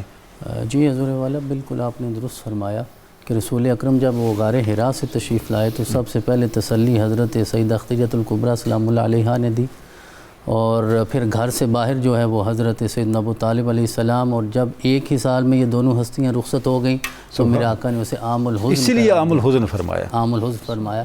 حضور والا گزارش یہ ہے کہ رسول اکرم دنیا میں تشریف لائے تو والد گرامی تشریف فرما نہیں تھے. ٹھیک. آپ اس حال میں تشریف لائے. والدہ 6 سال کی عمر ہے چلی گئیں، 8 سال عمر ہوئی تو دادا چلے گئے. پھر اللہ نے جب اولاد عطا فرمائی تو سوائے حضرت سیدہ پاک کے باقی ساری اولاد کو رسول اکرم نے خود اپنے ہاتھوں سے قبر میں اتارا. لیکن آپ نے کسی اور سال کو عام الحزن نہیں کہا، غم کا سال نہیں کہا. اس کا مطلب یہ ہے کہ مشن میں سب سے زیادہ نصرت کرنے کی سعادت اللہ نے حضرت سیدہ خدیجہ الکبریٰ کو اور جناب ابو طالب علیہ السلام کو عطا فرمائی. اور حضرت ابو طالب نہیں کر سکتے تھے، اگر گھر سے انہیں سپورٹ کوئی نہ ہوتی تو یہ تو ممکن نہیں تھا. جب ہم بات کرتے ہیں کہ مولا کائنات شیر خدا بدر میں بھی مین آف دی میچ ہوئے، احد میں بھی مین آف دی میچ ہوئے، خندق میں بھی ہوئے، خیبر میں تو زمانے نے واضح طور پہ دیکھ لیا اللہ نے جو سعادتیں آپ کو عطا فرمائی. تو یہ سب کچھ ممکن نہیں تھا اگر مولا پاک کو یہ ساری سپورٹ اپنے گھر سے نصیب نہ ہوتی. شیب ابی طالب حضرت سیدہ پاک کی طرف سے نہ ہوتی تو مولا کائنات شیر خدا کوئی شیر نہیں ہوتا گھر سے باہر اگر زوجہ ساتھ دینے والی نہ ہو. تو جناب فاطمہ تو ظاہر ہیں، وہاں بھی فاطمہ تو یہاں بھی فاطمہ، تو یہ فواتم کا گھر ہے جو آپ نے ابتدا میں بات کی ہے. تو حضرت ابو طالب کو میں نے جس طرح پہلے عرض کیا کہ ان کی یہ خوش نصیبی ہے کہ آپ کی زوجہ ہوں یا آپ کی ساری اولاد ہو، ہر ایک دوسرے سے بڑھ کے رسول اکرم علیہ تحیت و ثنا سے محبت کرنے والا. اب اس میں 2 طرح کی چیزیں ہیں. ایک تو حضرت ابو طالب نے سیاسی اور سماجی تحفظ دیا ہے، دوسرا رسول اکرم کو جسمانی تحفظ بھی دیا ہے. سیاسی اور سماجی اگر دیکھا جائے تو وہ زیادہ اہم تھا جو رسول اکرم نے کام کرنا تھا، اور جس کی طرف آپ نے اشارہ کیا کہ مکے والے سردار کتنی بار آئے اور آ کر کہا اگر سرداری لینی ہے تو سرداری لے لیجئے، کسی سے نکاح کرنا ہے، شادی کرنی ہے تو شادی کر لیجئے، دولت لینی ہے. اب امیر کائنات کو جو سردار کل جہاں ہے اسے یہ دولت دینے آئے ہیں کہ دولت لینی ہے تو دولت لے لیجئے. ایک دن حضرت ابو طالب، یہ بھی اللہ کی حکمت تھی، رسول اکرم علیہ تحیت و ثنا کی بارگاہ میں حاضر ہوئے. کہا کہ مکے کے سارے سردار یہ بات کرتے ہیں تو میرے بھتیجے آپ اس کے لیے کیا فرماتے ہیں؟ تو رسول اکرم نے وہ مشہور جملہ بولا. آپ نے فرمایا اگر میرے دائیں ہاتھ پہ سورج اور بائیں ہاتھ پہ چاند بھی رکھ دیں تو میں امر توحید سے باز نہیں آؤں گا. اب اس موقع پہ ظاہری طور پہ ناتواں اور ضعیف ہیں حضرت ابو طالب. آپ نے فرمایا اذهب یا ابن اخی فقل ما احببت وفعل ما شئت، کہ آپ اٹھو، جو کرنا چاہتے ہو کرو، جو کہنا چاہتے ہو کہو، میں تمہارے ساتھ کمال ہے. تو یہ سیاسی تحفظ دیا، یہ سماجی تحفظ دیا. ایک اشارہ میں یہ بھی عرض کر دیتا ہوں کہ قبلہ پیر صاحب نے بڑی بصیرت افروز اور ایمان افروز گفتگو کی ہے. اللہ پاک ہمیں سمجھنے کی توفیق عطا فرمائے. اصحاب کاف نے بھی اپنا ایمان چھپا کے رکھا تھا، ان کا ایمان چھپانا معتبر ہو گیا، تو یہاں بھی تو کوئی حکمت تو ہوگی نا اس بات کے لیے. اور یقیناً اسلام پھیلا ہے اسی نسبت سے، ورنہ دار ارقم کی وہ حیثیت نہیں ہے جو دار ابو طالب کی ہے، کیونکہ رب کائنات نے اس گھر سے اسلام کا آغاز فرمایا ہے. اور مسلم اول جو شاہ مرداں اور شیر یزداں ہیں وہ بھی اسی گھر سے ہیں. تو ایک تو سیاسی اور سماجی تحفظ ہے، دوسرا جسمانی تحفظ ہے. وہ صرف شیب ابی طالب میں جس طرح آپ نے اشارہ فرمایا وہ 3 سال کی 1000 راتیں بنتی ہیں تقریباً، ان میں صرف رسول اکرم کا جسمانی دفاع نہیں کیا. جب سے اعلان نبوت ہوا تھا ہر رات حضرت ابو طالب کے گھر میں یہی منظر ہوتا تھا. اور حضرت مولا کائنات شیر خدا کو، کبھی جناب جعفر طیار کو، کبھی آپ نے دیگر صاحبزادگان کو، کبھی خود اس بستر پہ دراز ہوتے تھے تو وہ بستر بھی تو کوئی بچھا کے دیتا تھا نا، وہ ترتیب بھی تو ہوتی تھی نا، گھر میں کوئی صلاح مشورہ بھی تو ہوتا تھا نا. ڈاکٹر صاحب دیکھیں ان سب آزمائشوں میں کے دوران اس گہرانے کے کسی فرد سے کوئی دوسرا کلمہ سننے کو نہیں ملا. بالکل نہیں ملا. یہ تھوڑی بات، چھوٹی بات ہے. یہ فاطمہ بنت اسد کے بغیر ممکن تھا، ان کی تربیت کے بغیر، ان کی سپورٹ کے بغیر، ان کی حمایت کے بغیر ممکن ہی نہیں تھا. حضور والا یہ تو عین الیقین سے آگے کی بات ہے، یہ تو حق الیقین کی باتیں ہیں جو اس گھر میں ہمیں نظر آتا ہے. تو یہ 2 طرح سے رسول اکرم کو حضرت سیدنا ابو طالب علیہ السلام کو سپورٹ کرنا پڑا، ایک سیاسی اعتبار سے، سماجی اعتبار سے، اور رسول اور جسمانی تحفظ زیادہ لازم تھا نا، وہ جانتے تھے یہ ہستی کیا ہے۔ انہوں نے تو کعبے کی دیوار کے ساتھ لگا کے کہا تھا وَأَبْيَضُ يُسْتَسْقَى الْغَمَامُ بِوَجْهِهِ سِمَالُ الْيَتَامَى وَعِصْمَةٌ لِلْأَرَامِلِ، کہ اس میں سونے چہرے والے کی قسم کھا کر کہتا ہوں مولا سارا زمانہ بتوں کا صدقہ مانگ رہا ہے، میں تو محمد رسول اللہ کا صدقہ مانگتا ہوں۔ تو میں قبلہ پیر صاحب کی اجازت سے علی وجہ البصیرت یہ بات عرض کرنا چاہتا ہوں کہ دین اسلام میں سب سے پہلے توسل کا عقیدہ بھی حضرت ابو طالب نے عطا فرمایا، اور وہی عقیدہ اس سارے گھر میں گیا ہے، اور حضرت ابو طالب علیہ السلام کے جو لخت جگر ہیں، نور نظر ہیں، مولا کائنات شیر خدا، وہ پھر شیب ابی طالب میں جب نکھر کے سامنے آتے ہیں، اور حضرت ابو طالب علیہ السلام کے حکم سے ہر رات رسول اکرم کے بستر پہ، اور وہ تیاری ہو رہی تھی شب ہجرت، کہ جب وہ جانا ہے، جب موت کا سایہ ہے۔ اب مولا نے عجیب ہی بات کہہ دی، کہا آج رات جتنی سکون کی نیند آئی ہے ساری زندگی یہ نصیب ہی نہیں ہوتا۔ یہ ایمان ہے۔ اور حضرت ابو طالب نے سارے خاندان کو، جس طرح قبلہ پیر صاحب نے فرمایا کہ 3 طرح کی نصیحتیں ہیں، سارے خاندان کو اکٹھا کر کے کہا نموت من عند آخرنا قبل ان یوصل الی رسول اللہ صلی اللہ علیہ وسلم، کہ جب تک ہم میں سے آخری فرد بھی دنیا سے نہ چلا جائے تم میں سے کوئی بھی رسول اکرم کے قریب جو ہے وہ نہیں آ سکتا۔ تو حضرت ابو طالب کو یہ سعادت نصیب ہوئی کہ رسول اکرم کو یہ تحفظ دیا، تو یہ ممکن ہی نہیں تھا جب تک حضرت سیدہ فاطمہ بنت اسد کی طرف سے سبحان اللہ، سبحان اللہ۔ پیر صاحب امام الاولیاء حضرت سیدنا علی المرتضیٰ شیر خدا مشکل کشا کرم اللہ وجہ الکریم کی والدہ، تو یہ کوئی کم اعزاز ہے، اور بیت اللہ میں جو ولادت ہوئی، ارشاد فرمائیے اس فضیلت کے حوالے۔ حضرت فاطمہ بنت اسد کے جس طرح فضائل کا ذکر ہو رہا ہے، یقیناً یہ اس میں ایک بہت بڑی فضیلت ہے کہ حضرت امیر المومنین مولا کائنات مولا علی علیہ السلام کی مادر گرامی ہونا۔ ایک طبرانی کی مشہور حدیث مبارک کا مفہوم میں عرض کیے دیتا ہوں کہ حضور علیہ السلام نے ارشاد فرمایا کہ اللہ رب العزت نے آدم علیہ السلام سے لے کر میرے باپ عبداللہ تک میرے نسب کو ہر طرح کی زمانہ جاہلیت کی برائی سے محفوظ رکھا، سبحان اللہ، اور میں تمام پاکیزہ اسلاب و ارحام سے نکاح کے ذریعہ سے منتقل ہوا۔ اب سوچنے والی بات یہ ہے کہ یہی شجرہ مبارکہ جو حضور صلی اللہ علیہ وآلہ وسلم جس کی طہارت بیان فرما رہے ہیں، یہی شجرہ مبارکہ امیر المومنین حضرت مولا علی مرتضیٰ کا ہے، یہی مبارک نسب حضرت مولا علی مرتضیٰ کا ہے، یہی مبارک خاندان حضرت مولا علی مرتضیٰ کا ہے، یعنی جہاں سے وہ گزرے پاکیزہ اسلاب و ارحام سے حضرت عبد المطلب تک تو یکجا ہی ہے نا، بے شک، جو یہ مبارک نور منتقل ہوتا ہے۔ اور پھر وہاں آ کر ایک دوسری روایت کے مطابق اللہ رب العزت نے، یہ ایک دوسری الگ روایت ہے، اللہ نے اس نور مبارک کے 3 حصے کیے، 2 حصے حضرت عبداللہ کی طرف منتقل ہوئے اور ایک حصہ سرکار حضرت ابو طالب کی طرف منتقل ہوا، جس سے حضرت مولا علی مرتضیٰ تشریف لائے۔ اور یہ بیت اللہ میں جو آپ کی ولادت باسعادت ہے، جس کی ہمارے اہل سنت کے تمام اکابر محدثین جو ہے، امام حاکم ہوں، نیشا پوری، دیگر جتنے محدثین ہیں، وہ اس بات کو اعلانیہ بیان کرتے ہیں اپنی اپنی کتب سیر میں، شروح احادیث میں، کہ حضرت کی ولادت خانہ کعبہ میں بیت اللہ شریف میں ہوئی، طہارت ازلی ان کو اللہ رب العزت نے عطا فرمائی ہوئی تھی، انہی کا نور اس لیے اس لائق تھا کہ وہ اللہ کے گھر میں آتا۔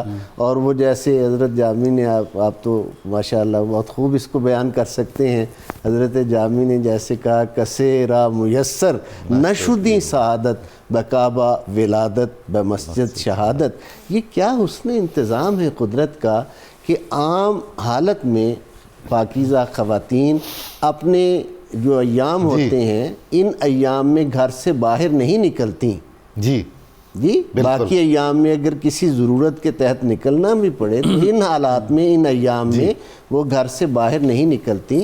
حضرت فاطمہ بنت اسد باقی ایام اپنے گھر میں مکمل کرتی ہیں، اور جب یہ وقت آتا ہے تو وہ اس بابرکت گھر کی طرف چلتی ہیں، اور اس بابرکت گھر کا رب ان کے لیے اپنے دروازے جو ہے وہ وا کرتا ہے۔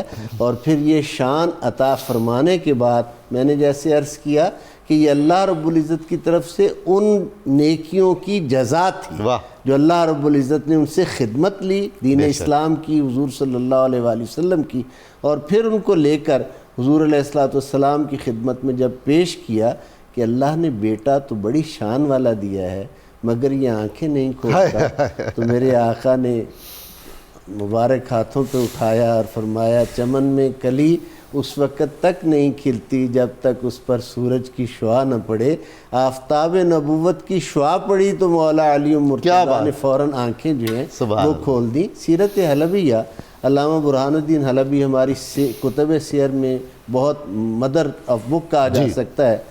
علامہ برہان الدین حلبی اس میں روایت کرتے ہیں کہ آپ نے ابتداً اپنی مادر گرامی کا دودھ بھی نہیں پیا۔ اچھا، یعنی حضور تشریف لائے، حضور کے آنے پر چشمان مبارک کھولی اور حضور علیہ السلام کا لعاب دہن زبان اقدس پہلے چوسی ہے، بعد میں ماں کا دودھ جو ہے وہ پیا ہے۔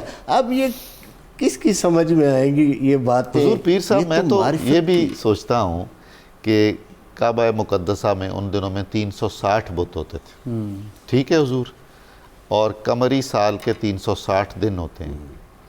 360 بتوں کے سامنے پیدا ہونے والا بچہ، اس نے ایک دن بھی بت پرستی نہیں کی، بت پرستی نہیں کی، بلکہ وہ تو اللہ کے امر سے بت شکنی کی شان رکھتے ہیں جی، بلکہ بیت اللہ کو بتوں سے پاک کیا ہے، دیکھا بھی کھول کے دیکھا بھی نہیں۔ بیت اللہ کو حضور علیہ السلام نے اور حضور کے امر سے حضرت مولا علی مرتضیٰ نے بیت اللہ کو بتوں سے پاک کیا۔ سبحان اللہ۔ تو یہ جو چیزیں ہیں سمجھنے والی، اچھا اب دیکھیں جس طرح ان کی دانائی فراست کے حوالہ سے بہت سی گفتگو آج کی ہی اس پروگرام میں ہو چکی، اب ذرا اس کو دیکھیں کہ جب اس شان والا بچہ انہیں عطا ہوا ہے تو اس شان والے بچے کی عظمت کو وہ سمجھ رہی ہیں، دیکھ رہی ہیں یا نہیں دیکھ رہی کہ میرے محمد کے بعد پھر کون ہے جو ان کا وصی بن کر تشریف لا رہا ہے؟ اور جب یہ بات حضرت عباس اور حضور علیہ السلام کے درمیان ہوئی کہ ہم ایک ایک بچہ اپنی اپنی آغوش میں لے لیتے ہیں،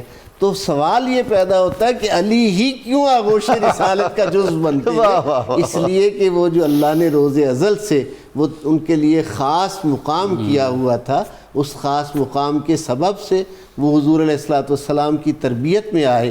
اور پھر نزول قرآن کے بعد حضرت عبداللہ ابن مسعود اور جلیل القدر صحابہ کہتے ہیں ہم میں سے کوئی دوسرا یہ نہیں کہہ سکتا تھا سوائے علی المرتضیٰ کے، وہ فرماتے تھے مجھ سے قرآن کی ہر آیت کا پوچھو کہ جب یہ آیت نازل ہوئی تو میرے آقا سفر میں تھے، حضر میں تھے، مسجد میں تھے، حجرہ میں تھے، کہاں تھے، کس حال میں تھے، یہ صرف علی تھے جو کہہ سکتے تھے۔ تو یہ جو عظمت، یہ جو شان ہے اللہ نے ان کو عطا فرمائی کہ آغوش نبوت و رسالت میں پلنا اور لعاب دہن رسول سب سے پہلے چوسنا، یہ یا علی کی شان ہے یا علی کے بیٹوں کی شان۔ کیا بات ہے، سبحان اللہ، سبحان اللہ۔ یہ انہی کے حصہ میں نعمتیں آتی ہیں۔ تو حضور سید عالمین صلی اللہ علیہ وآلہ وسلم نے اپنی چچی جان کو حضرت مولا علی مرتضیٰ کی عظمت سے بھی آگاہ کیا کہ ان کی شان کیا ہے، ان کا مقام کیا ہے۔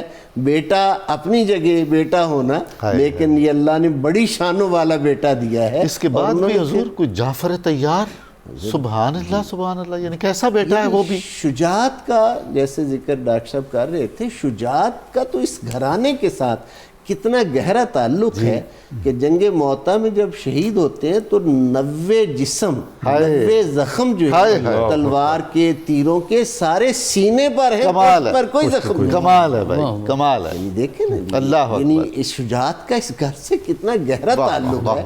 حضور کا پہرا دینے کی جو اشعار پڑھے حضرت ابو طالب نے ڈاکٹر صاحب نے، ساری یہ جو پہرا دیا ہے یہ اسی لیے تو پہرا دیا ہے، کہیں حبشہ کے دربار میں حضور کی شان بیان کر رہے ہیں، نجاشی کو کلمہ پڑھا رہے ہیں، نجاشی کو کلمہ پڑھا رہے ہیں، اسلام نجاشی نے حضرت جعفر بن ابی طالب کے ہاتھ پر قبول کیا ان کو، اور ہمارے حضور علیہ السلام کی مبارک سیرت میں ایک ہی غائبانہ نماز جنازہ ہے، ہمارے لیے غائبانہ ہے، صحابہ کرام کے لیے غائبانہ ہے، حضور کے سامنے سرزمین حبشہ پیش کی گئی۔ یہ کتنا بڑا کنٹریبیوشن ہے اسلام کے حوالے سے۔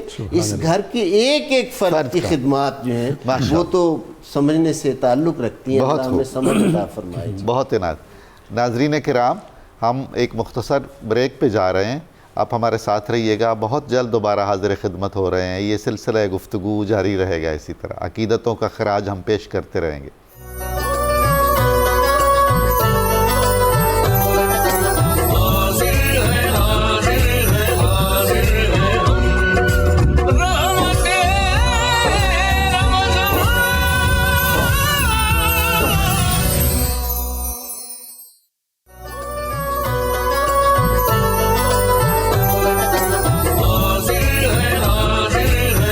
ویلکم بیک ناظرین، آپ کو رحمت رمضان ٹرانسمیشن میں دوبارہ خوش آمدید کہتا ہوں۔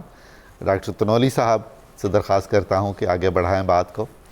جی ڈاکٹر سید احمد فاروق بخاری صاحب، یہ جو ہم ذکر مسلسل کر رہے ہیں حضرت فاطمہ بنت اسد کا کہ ان کے کتنے احسانات ہیں، ان کا کتنا روشن کردار ہے، اس کا ایک پہلو یہ بھی ہے کہ انہوں نے اپنی اولاد میں سے ہر ایک کے دل کے اندر اپنے رویے سے، اپنے عمل سے، اپنی تلقینوں سے اور اپنی تعلیمات سے آپ صلی اللہ علیہ وسلم کی محبت جو ہے ان کے خمیر میں جو ہے وہ جس کو کہتے ہیں گونج تھی۔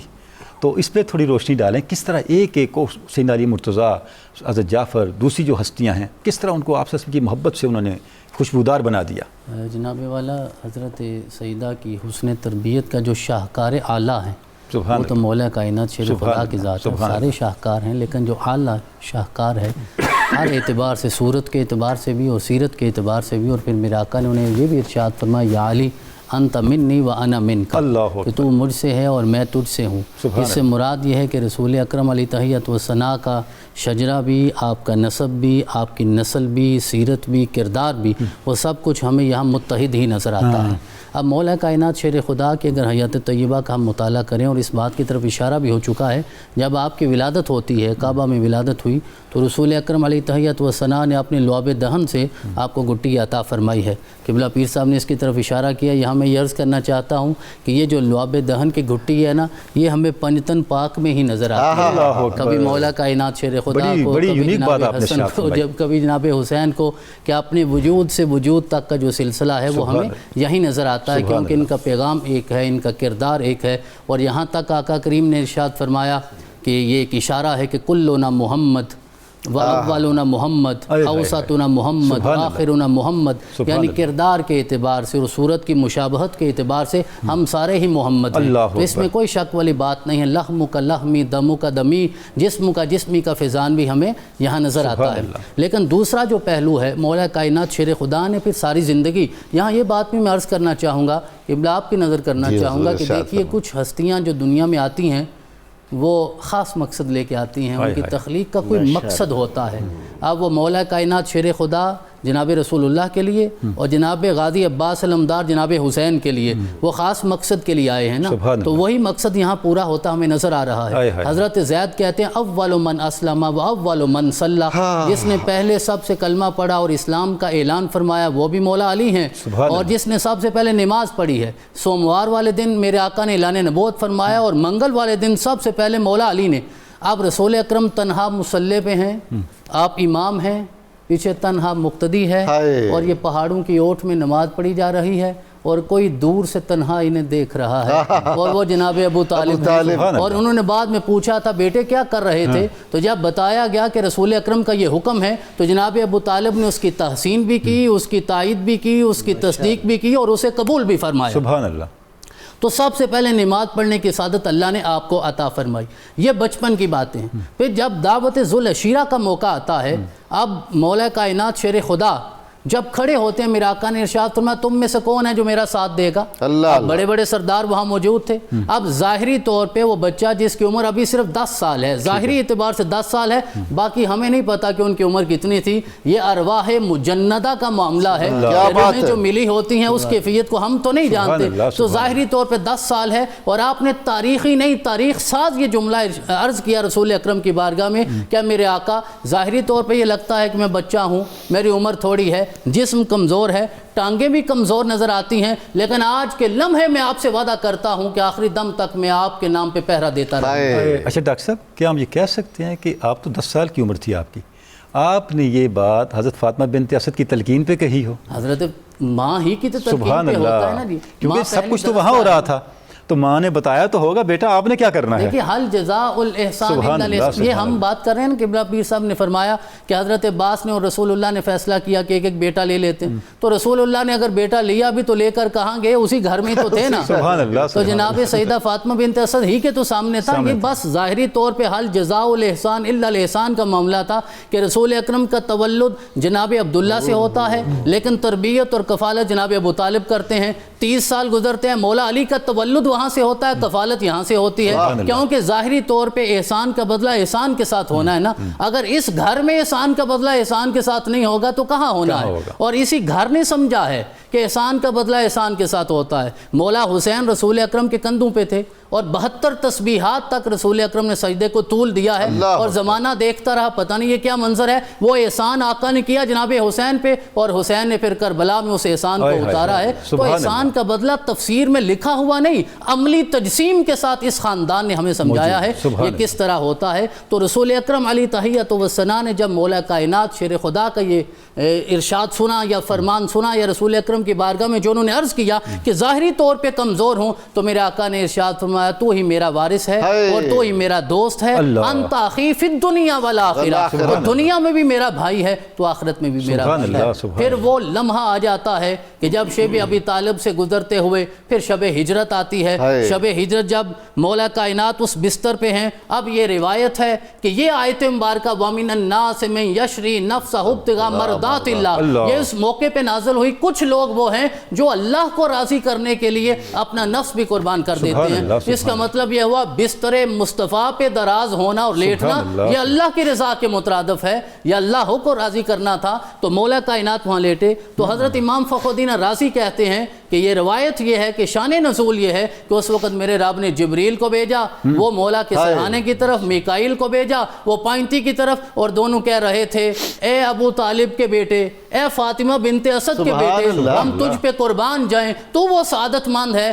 آج میرا رب مالا اعلیٰ میں فرشتوں کی مجلس سجا کر تیرا ذکر کر رہا ہے اور تجھے مبارک دے رہا ہے. تو یہ ساری تربیت اسی گھر سے ملتی ہے. اور ماں نے نام رکھا تھا نا، مولا نے خود بتایا خیبر میں آنا الذی سمتنی امی حیدرہ، کہ میری ماں نے میرا نام حیدر رکھا ہے. قبلہ تنولی صاحب ہمارے نام بھی ہماری مائیں رکھتی ہیں، ہمارے باپ رکھتے ہیں، وہ کسی گمان میں رکھتے ہیں، کبھی وہ گمان پورا ہوتا ہے کبھی نہیں ہوتا. نام ناصر ہے، کبھی کسی کی نصرت کی نہیں ہوتی. نام حامد ہے، شاید وہ حمد سے بھی محروم ہو جائے. ساجد ہے، کبھی سجدہ کیا ہی نہیں. وہ تو اپنے گمان اور نسبت میں رکھتے ہیں. یہ کیسی ماں ہے جس نے ابھی بدر احد خندق کو دیکھا نہیں تھا، پیدا ہوتے کہا یہ حیدر ہے، میرے رب نے اسے حیدر بنا دیا ہے. اور حیدر کے کئی معنی ہیں، شیر کے لیے کئی لفظ استعمال ہوتے ہیں، لیکن حیدر وہ شیر ہوتا ہے جو دشمن کو ایسے چیرتا ہے کہ اسے ٹکڑے ٹکڑے کر دیتا ہے. تو ماں نے یہ شجاعت دیکھی تھی پیدا ہوتے ہی اس بچے میں، تو نام حیدر رکھا ہے. یہ ساری سعادتیں حضرت سیدہ فاطمہ بنت اسد کے ذریعے ہی مولا کائنات شیر خدا. سبحان اللہ سبحان اللہ. حضرت سیدہ فاطمہ کی صاحبزادی حضرت ام ہانی جی آپ کی امان کو اللہ کے رسول صلی اللہ علیہ وآلہ وسلم نے فتح مکہ کے موقع پر اپنی امان قرار دیا. نبی کریم صلی اللہ علیہ وآلہ وسلم نے جو بے مثال شفقت فرمائی حضرت سیدہ فاطمہ کی رحلت پر، اور وہ جو کیفیات ہیں وہ ارشاد فرمائی. حضرت ام ہانی رضی اللہ تعالیٰ عنہ کے حوالہ سے ایک میں بات عرض کروں. مدارج النبوت میں حضرت شاہ عبدالحق محدث دہلوی رحمۃ اللہ علیہ نے ارشاد فرمایا کہ چاشت کے نوافل کی جو روایت ہے، چاشت کے نوافل صوفیاء کے معمول میں ہیں، وہ فرماتے ہیں کہ حضرت ام ہانی کی روایت ہے. انہوں نے حضرت ام ہانی نے حضور علیہ السلام کے اس عمل کو بیان کیا اور اس عمل کو بتایا کہ آقا علیہ السلام ان کے گھر میں تھے، اور حضور نے سورج جب اس مقام پر پہنچا تو آقا نے یہ نوافل ادا کیے. یعنی یہ حضرت ام ہانی کے احسانات میں سے ایک احسان ہے کہ انہوں نے حضور علیہ السلام کے ایک بابرکت عمل کی نشاندہی جو ہے وہ فرمائی. بہت ہی خوبصورت گفتگو ہو رہی ہے ماشاءاللہ. آپ کے بھی جملے اور ڈاکٹر صاحب کے بھی ایسا دل کا جو ہے وہ گلاب کھلتا چلا جا رہا ہے. اللہ رب العزت ہماری اس حاضری کو قبول و منظور فرمائے. حضرت فاطمہ بنت اسد کے حوالہ سے وہی جو سورۃ الرحمن کی آیت مبارکہ ڈاکٹر صاحب نے پڑھی ہے، یہ باقاعدہ ہمیں تعلیم کرتی ہے حل جزاء الاحسان الا الاحسان، کہ احسان کا بدلہ بہترین جزا جو ہے وہ احسان ہی تو ہے، اس کے علاوہ کچھ اور تو نہیں ہو سکتا. تو یہ احسانات حضرت فاطمہ بنت اسد کی بہترین جزا تھی جو حضور سید عالمین صلی اللہ علیہ وآلہ وسلم نے انہیں وقت وصال ان کے کو 3 دفعہ غسل دینے کا حکم دیا، اور پھر آخری کافور ملا پانی اپنے مبارک ہاتھوں سے ان کے جسم مبارک پر ڈالا، اور اپنا وہ مبارک قمیص ان کو عطا کیا کہ اس مبارک قمیص کو ان کے کفن کا حصہ بنایا جائے۔ یہ وہ معمولی شرف نہیں ہے، یہ وہ لباس مبارک ہے بدن اقدس سے مس ہو جانے والا، جس لباس کی کئی جہتیں قرآن نے مختلف انداز میں بیان کی ہیں اور اس لباس کی شان کو بیان کیا ہے۔ یقیناً لباس جو لباس پہننے والی ذات والا شان ہے، ان کی نسبت سے ہی وہ برکت پا رہا ہے نا جی۔ اور پھر حضور علیہ الصلوۃ والسلام کا وہ جو خاص عمل ہے، یہ تو روایات میں ہے کہ آقا علیہ الصلوۃ والسلام 5 شخصیات کی مبارک قبور میں اترے، حضرت خدیجۃ الکبریٰ سلام اللہ علیہا اور ان کے علاوہ۔ لیکن میں نے اس پہ کچھ غور بھی کیا ہے اور مزید اپنے دعوت فکر میں خود کو بھی دیتا ہوں، آپ کو بھی دیتا ہوں کہ لحد مبارک کے اندر لیٹنا یہ صرف حضور کا حضرت فاطمہ بنت اسد کے لیے، میرے مطالعے میں اس سے آگے کسی دوسرے کا یہ شرف نہیں ہے۔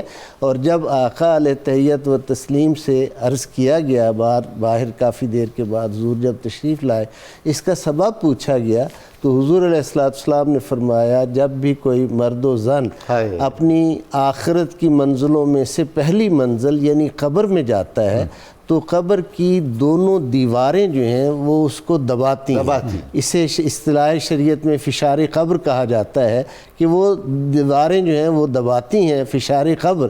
تو حضور نے فرمایا میں اس لیے لیٹا اس قبر میں کہ لحد کی مٹی کو پتہ چل جائے کہ کون آ رہا ہے، کون آ رہا ہے، کون ذات والا شان آ رہی ہے۔ یہ جو جزائیں ہیں یعنی دنیا پر انہوں نے بھی وفا کی، حضور نے بھی ان کے ساتھ وفا کی، انتہا کی، ان کی شان اگر آج تذکرے ہو رہے ہیں تو اسی لیے ہو رہے ہیں نا کہ آقا کی خدمتیں کی ہیں، جان نثاریاں کی ہیں تو تذکرے اور رہتی دنیا تک یہ تذکرے رہیں گے۔ لیکن حضور نے ان کی آخرت کی منزلوں کو کیسے سربلند کر دیا اور ان کی شانوں کو جو بہترین جزا ہے آخرت کی صورت میں ایک بندہ مومن سے قرآن حکیم جگہ جگہ وعدہ کرتا ہے، اس بہترین جزا سلطان الانبیاء صلی اللہ علیہ وآلہ وسلم خود اس میں لیٹ کر اس قبر کو لحد کو یہ بتا رہے ہیں کہ خیال رکھنا آنے والی وہ ہے جس نے میرے کبھی ماتھے پہ جس آغوش میں پالا بھی ہے، میرے ماتھے پہ کبھی شکن بھی نہیں آنے دی،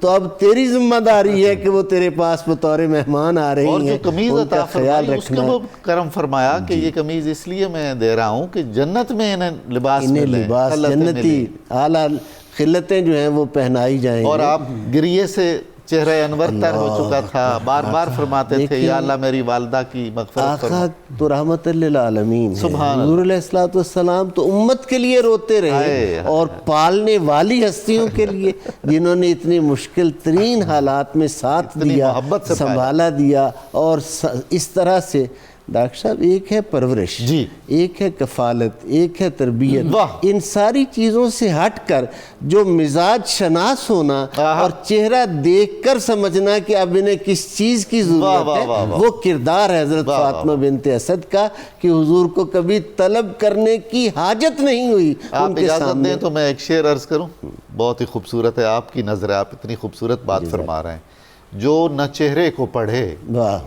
جو نہ نگاہوں کی سنے، اس کے آگے کبھی الفاظ کی توہین نہ کرے۔ واہ واہ واہ، کیا بات ہے، سبحان اللہ۔ یہ مزاج آشنائی ہے، حضرت مزاج شناسی ہے حضرت فاطمہ بنت اسد کی کہ وہ حضور علیہ السلام کی طلب کو، ضرورت کو، ہر چیز کو خود محسوس کرتی ہیں کہ کس وقت کیا کرنا ہے، اور ان کی نفاست طبع کس چیز کو جو ہے وہ پسند کرتی ہے اور کس چیز سے یہ گریزاں ہیں۔ اللہ کے محبوب کو اللہ کا محبوب سمجھ کر پالا ہے، اپنا بھتیجا سمجھ کر نہیں پالا، اللہ کا محبوب سمجھ کر انہوں نے پالا ہے۔ اچھا حضور، لطیف ترین مزاج ہے کائنات میں رسول اللہ صلی اللہ علیہ وآلہ وسلم کا، اور حضرت ابو طالب اور حضرت فاطمہ کے گھر میں اگر آپ کی لطافت طبع اور نزاکت مزاج پر کبھی کوئی طاری نہیں ہوا تقدر، تو یہ خود کمال نہیں ہے بات، یہ انتخاب پروردگار ہے نا۔ اور جناب بڑا مشکل کام ہے حضور۔ حضرت عبد المطلب کا جب وقت وصال آیا تو آپ نے اپنے بیٹوں کو، 9 بیٹوں کو بٹھا لیا اور بٹھا کر فرمایا میرے پیارے محمد، اگر میں کسی دور دراز سفر پر جا رہا ہوں اور تمہیں ساتھ نہ لے جا سکوں، علامہ زین دہلان مکی رحمۃ اللہ علیہ نے اس کو اپنی سیرت میں نقل کیا، تو آپ ان چچاؤں میں سے کس کی گود میں بیٹھنا پسند کرو گے؟ اچھا تو حضور آپ کی حضرت عبد المطلب کی آغوش سے اٹھے اور جا کر حضرت ابو طالب کی آغوش میں بیٹھ گئے.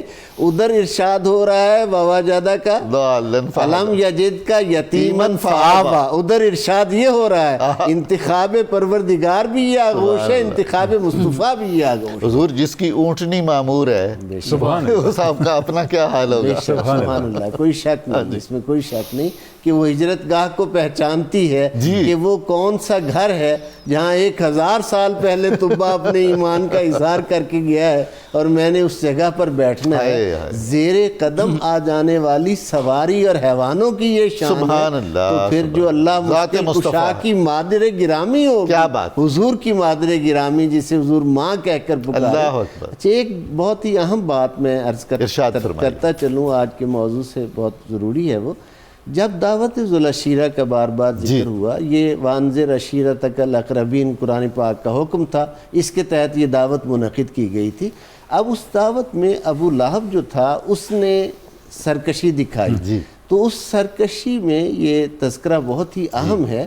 حضرت صفیہ بنت عبد المطلب، حضور کی پھپھی جان، انہوں نے ابو لہب کو ڈانٹا، پکڑا، جھنجھوڑا اور کہا کیا تم جانتے نہیں کہ ہم اپنے بڑوں سے سنتے آئے ہیں کہ بنو اسماعیل سے عنقریب مکہ میں ایک نبی کا ظہور ہوگا، تو جب ہمارے محمد یہ کہہ رہے ہیں کہ میں وہ نبی ہوں تو تم اس بات پر کیوں اس بات کو تسلیم نہیں کرتے؟ یعنی دعوت حضرت ابو طالب کا کردار اپنی جگہ، فاطمہ بنت اسد کا کردار، میں نے عرض کیا کہ پورا خاندان، حضرت ابو طالب، حضرت حمزہ، حضرت صفیہ، یہ سب ہستیاں سمجھتی تھیں کہ حضور کی شان کیا ہے. آقا امام الانبیاء والمرسلین ہے صلی اللہ علیہ وآلہ وسلم.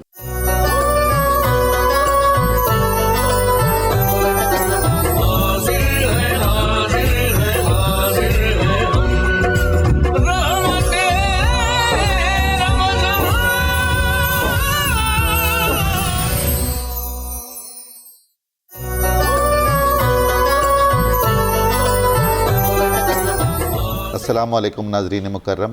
92 نیوز چینل کی سحر ٹرانسمیشن رحمت رمضان میں آپ کا میزبان غلام معین الدین نظامی حاضر خدمت ہے. آج کے درس مثنوی معنوی کا موضوع ہے عظمت خواتین اور احترام نسواں. رسول کریم صلی اللہ علیہ وآلہ وسلم نے خواتین کو جو پس رہی تھیں، جو نظر انداز ہو رہی تھیں، جو بلند مرتبہ عطا فرمایا، وہ آپ کے صحابہ کرام اور آپ کے اہل بیت اطہار نے اس کو محفوظ رکھا اور عورتوں کی تکریم میں کوئی کمی کبھی نہیں ہونے دی. اسلام نے ان میں کبھی کوئی تفریق نہیں کی ان کے حقوق میں. یہ سلسلہ صوفیاء کرام کے ہاں بھی رائج رہا. ہر صوفی نے اپنے اپنے عہد میں بطور خاص حرمت خواتین کو بہت نمایاں اپنے عمل کا اور اپنی تعلیمات کا حصہ بنایا. یہی صورتحال ہمیں حضرت مولانا جلال الدین رومی کے ہاں بھی نظر آتی ہے. ان کے ہاں ہم دیکھتے ہیں کہ وہ خواتین کا بے پناہ احترام کرتے تھے. ان کے سلسلہ عالیہ کی انفرادیت یہ ہے کہ ان کے ہاں سجادہ نشین بھی خواتین بنائی جاتی تھی، ان کو خلافت دی جاتی تھی برائے خواتین. یہ بہت ہی بڑا کام ہے جو اس زمانے میں بڑا دشوار تھا. حضرت مولانا جلال الدین رومی کی ذاتی زندگی ہم دیکھیں تو ان میں خواتین کے لیے عزت ہی عزت ہے. آپ کی ایک بہو کا اسم گرامی بھی فاطمہ تھا. آپ ان کا بہت احترام کرتے تھے محض اس لفظ کی وجہ سے، اور بہت محبت کا اظہار فرمایا کرتے تھے.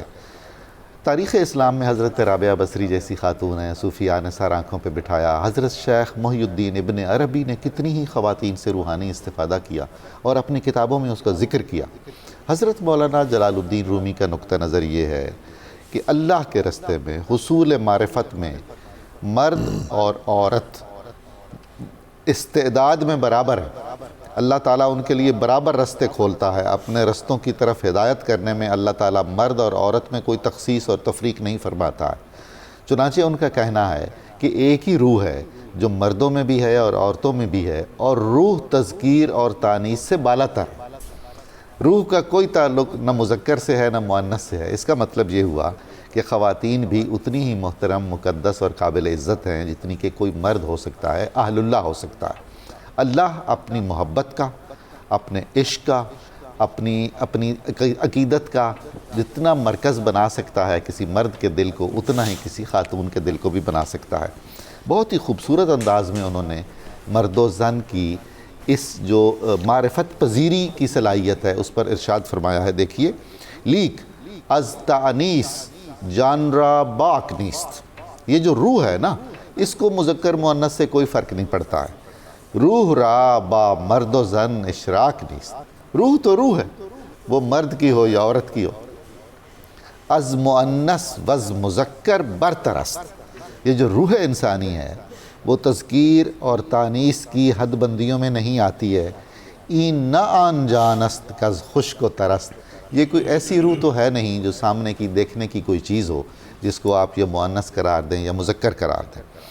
اس کے بعد حضرت مولانا جلال الدین رومی نے اپنی مثنوی میں جا بجا عورت کا وہ مقام جس کو ہم مادریت کا مقام کہتے ہیں وہ بیان کیا ہے. وہ ماں جس کے قدموں کے نیچے اللہ کے رسول صلی اللہ علیہ وآلہ وسلم نے فرمایا ہے کہ جنت ہے.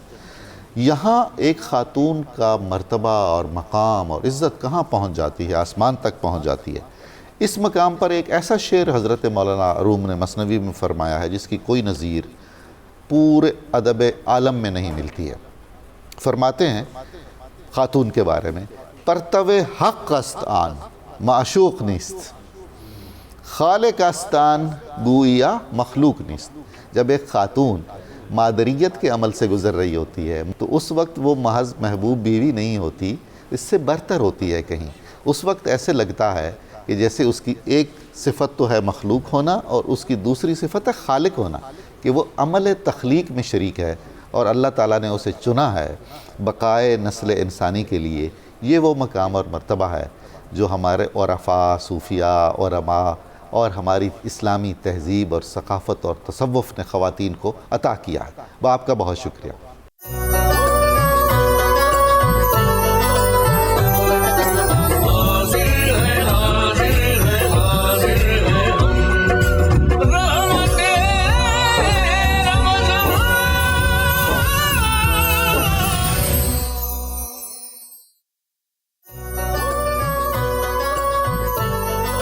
ویلکم بیک ناظرین. 92 نیوز کی رحمت رمضان ٹرانسمیشن آپ دیکھ رہے ہیں. حضرت فاطمہ بنت اسد ہمارا آج کا موضوع رہا جس پہ ہم نے بڑی تفصیل سے گفتگو کی.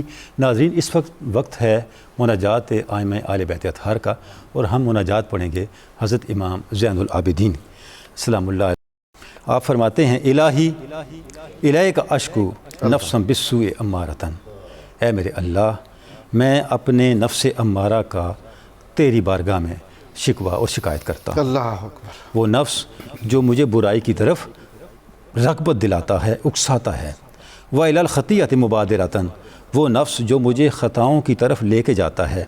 وَبِمَعَاصِيكَ مُولَعَةً.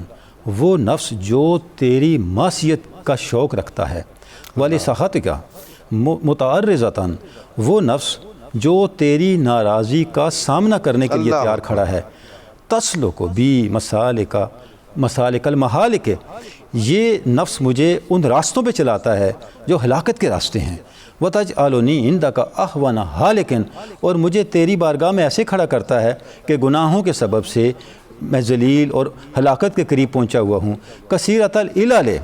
یہ نفس بہت کثرت اور زیادتی کے ساتھ بہانے کرنے والا ہے. طویلۃ الامل. اس کی امیدیں بہت لمبی ہیں، بہت طویل ہیں. ان مسح الشر تجزع. اگر اسے کوئی شر پہنچے، تکلیف پہنچے تو آؤ فغاں شروع کر دیتا ہے. وَإِن مَسَّهَا الْخَيْرُ تَمْنَعُ. اور اگر اسے خیر پہنچے، بلائی پہنچے تو روک لیتا ہے، اسے دوسروں تک نہیں پہنچنے دیتا. مَيَّالَةً إِلَى اللَّعِبِ وَاللَّهْوِ. یہ نفس لہو و لعب، کھیل کود اور غفلت کے جو معاملات ہیں ان کا میلان رکھتا ہے. مملوءةً بِالْغَفْلَةِ وَالسَّهْوِ. یہ وہ نفس ہے جو غفلت اور نسیان سے اور غلطیوں سے بھرا ہوا ہے. تُسْرِعُ بِی إِلَى الْحُوبَةِ. یہ وہ نفس ہے جو گناہ کی طرف تو تیزی سے جاتا ہے. وَتُزَفِّفُنِی بِالتَّوْبَةِ. اور توبہ کرنے میں بڑی سستی کا شکار مجھے کر دیتا ہے. الہی اشکو الیک عدواً یدلنی. ہے اللہ، میں اس دشمن کی تیری بارگاہ میں شکایت کرتا ہوں جو مجھے گمراہ کرتا ہے، وہ شیطان یغوینی، اور اس شیطان کی جو مجھے اغوا کرتا ہے تیرے راہ حق سے، قد ملأ بالوسواس صدری، اس نے میرے سینے کو، میرے دل کو وسوسوں سے بھر دیا ہے، وَأَحَاطَتْ حَوَاجِسُهُ بِقَلْبِي، اور اس کے پیدا کیے ہوئے وسوسے اس کی خواہش تک پہنچ کے میرے دل پہ چھا گئے ہیں، جو عاضد لی الہوا، یہ میری خواہش نفس کا معاون ہے، مددگار ہے، وَيُزَيِّنُ لِي حُبَّ الدُّنْيَا، یہ میرے لیے دنیا کی محبت کو زینت والا اور حسین و جمیل کر کے پیش کرنے والا ہے، وَيَحُولُ بَيْنِي وَبَيْنَ الطَّاعَةِ وَالزُّلْفَىٰ، الہی یہ میرے درمیان اور تیری اطاعت کے درمیان اور تیرے قرب کے درمیان رکاوٹ بن کے کھڑا ہو جاتا ہے۔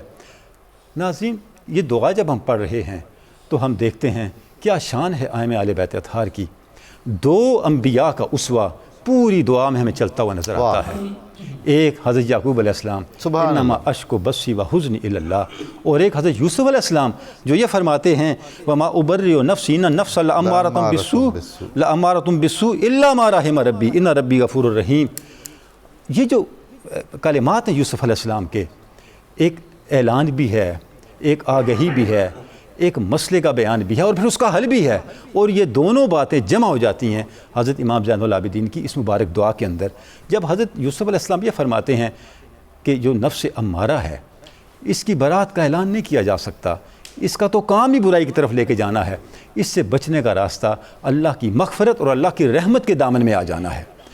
ہم دیکھتے ہیں کہ امام زین العابدین اللہ کی مغفرت اور اللہ کی رحمت کے دامن میں آتے ہوئے اپنے نفس امارہ کے جو ہیلے ہیں، اس کی جو چالیں ہیں، اس کی جو سازشیں ہیں بندہ مومن کے خلاف، ان کے لیے، ان کے خلاف حضرت یعقوب کے اسوہ کو لیتے ہوئے اللہ کی بارگاہ میں شکایت کر رہے ہیں، اور اللہ کی بارگاہ میں اس کے وسوسوں سے، اس کی سازشوں سے پناہ مانگ رہے ہیں کہ کس طرح وہ بندگی کا حق ادا کرے اور کس طرح بندگی کے اعلیٰ درجے پہ جا پہنچے۔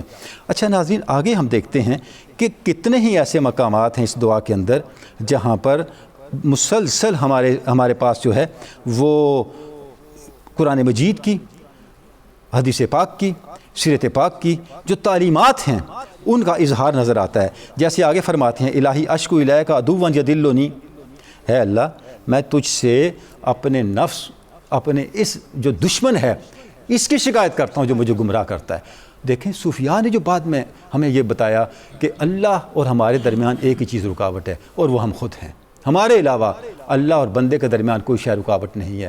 جو سب سے بڑا گناہ خود نفس کا وجود ہے۔ اس کا مطلب یہ ہوا کہ جو صوفیاء نے یہ نقطہ اٹھایا انہوں نے یہ کہاں سے اخذ کیا؟ یہ اخذ کیا براہ راست ائمہ اہل بیت کی تعلیمات سے اور ان کی دعاؤں سے۔ اچھا، اس کے بعد فرماتے ہیں قد ملأ بالوسواس صدری، کہ اس شیطان نے میرے سینے کو، میرے دل کو وسوسوں سے بھر دیا ہے۔ اب یہ بھی قرآن مجید کی تعلیم ہے کہ شیطان کا کام ہی وسوسے پیدا کرنا ہے، اور آپ صلی اللہ علیہ وسلم نے ارشاد فرمایا کہ شیطان کیسے وسوسے پیدا کرتا ہے۔ آپ اعتکاف میں ہیں، حدیث پاک کا مفہوم ہے، حضرت صفیہ ملاقات کے لیے تشریف لاتی ہیں، جب آپ ان کو رخصت کرنے کے لیے باہر تشریف لاتے ہیں، ایک صحابی نظر آتے ہیں، آپ صحابی کو بلا کے فرماتے ہیں یہ صفیہ ہیں۔ حضرت صفیہ، اس صحابی فرماتے ہیں یا رسول اللہ ہم کچھ سوچ سکتے ہیں؟ آپ نے جو ارشاد فرمایا ناظرین، اس ارشاد، آپ کے اس ارشاد فرمانے کی روح امام زین العابدین کی اس دعا میں نظر آ رہی ہے۔ آپ نے ارشاد فرمایا یہ درست ہے، لیکن شیطان تمہارے لہو کے ساتھ جسم کے اندر دوڑتا ہے، مجھے یہ خوف ہے یہ کہیں تمہارے دل تک پہنچتے پہنچتے کوئی وسوسہ نہ پیدا کر دے۔ جو وسوس فی صدور الناس، اللہ اکبر۔ اور قرآن مجید بھی یہی کہہ رہا ہے کہ جو شیطان ہے اور اس کی جو ذریت ہے وہ کیا کرتی ہے، یہ سب مل کے کیا کرتے ہیں، تمہارے اندر وسوسے پیدا کرتے ہیں۔ اور ناظرین، امام زین العابدین کی بصیرت آگے فرماتے ہیں وَأَحَاطَتْ حَوَاجِسُهُ، وسوسہ اگر خیال رہے تو وسوسہ ہے، وہی وسوسہ ترقی کر کے نشو و نما پا کے خواہش بن جائے تو حجس ہے۔ امام اس سے بھی صرف نظر نہیں فرما رہے کہ وسوسہ خیال ہو اس سے بھی اللہ کی پناہ مانگنی ہے، وہ خواہش بن کے مائل عمل کرنے کے مرحلے پہ آ جائے اس سے بھی پناہ مانگنی ہے، کہ جب تک ان دونوں کو اکٹھا کر کے اور نفس کے اندر پیدا ہونے والے خیالات کے ہر سطح کے جو اس کے ہیلے ہیں ہمیں گمراہ کرنے کے، ان کے کلا کما کے لیے اور ان کے افضالے کے لیے، ان کو جڑ سے اکھاڑنے کے لیے ہم اللہ کی بارگاہ میں التجا نہیں کریں گے، ہم اپنے آپ کو برائی سے بچا نہیں سکیں گے۔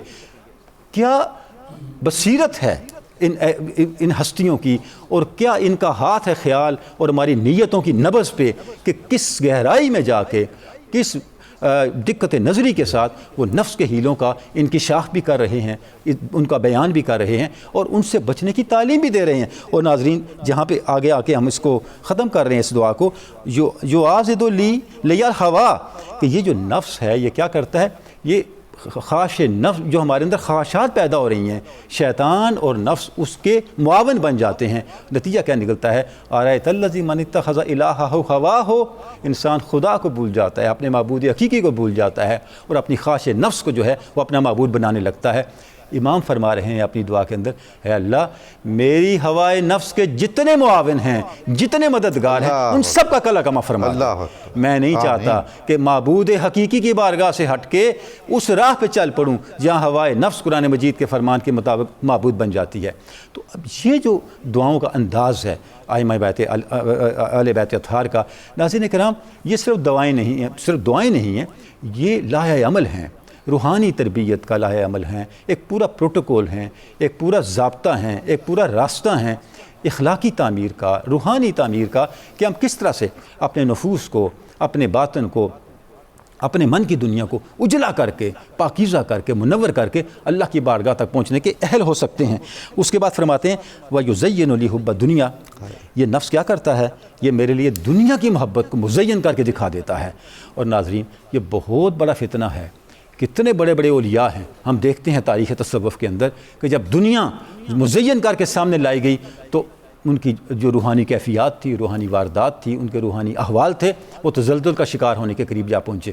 تو گویا یہ بھی ایک بہت بڑی آزمائش ہے۔ زُيِّنَ لِلنَّاسِ حُبُّ الشہوات من النساء، وہ جو دنیا کے آگیا بچہ تفصیلات ہیں جن کے بارے میں قرآن مجید نے ہمیں مطلع کیا، جیسے ڈاکٹر صاحب ارشاد فرما رہے ہیں کہ دنیا کے جو اس کے کانٹینٹس ہیں، دنیا کے جو حصے ہیں، دنیا کے جو اجزاء ہیں، چاہے اولاد کی صورت میں ہو، عورتوں کی صورت میں ہو، ڈھیروں مال و دولت کی صورت میں ہو، اور نشانیوں والے، اسپیشل نمبروں والے، پروٹوکول کے نمبروں والے سواریوں کی صورت میں ہو، یہ سب کے سب ہمارے نفس کو اپنی زینت کے پھندوں میں پھنسانا چاہتے ہیں۔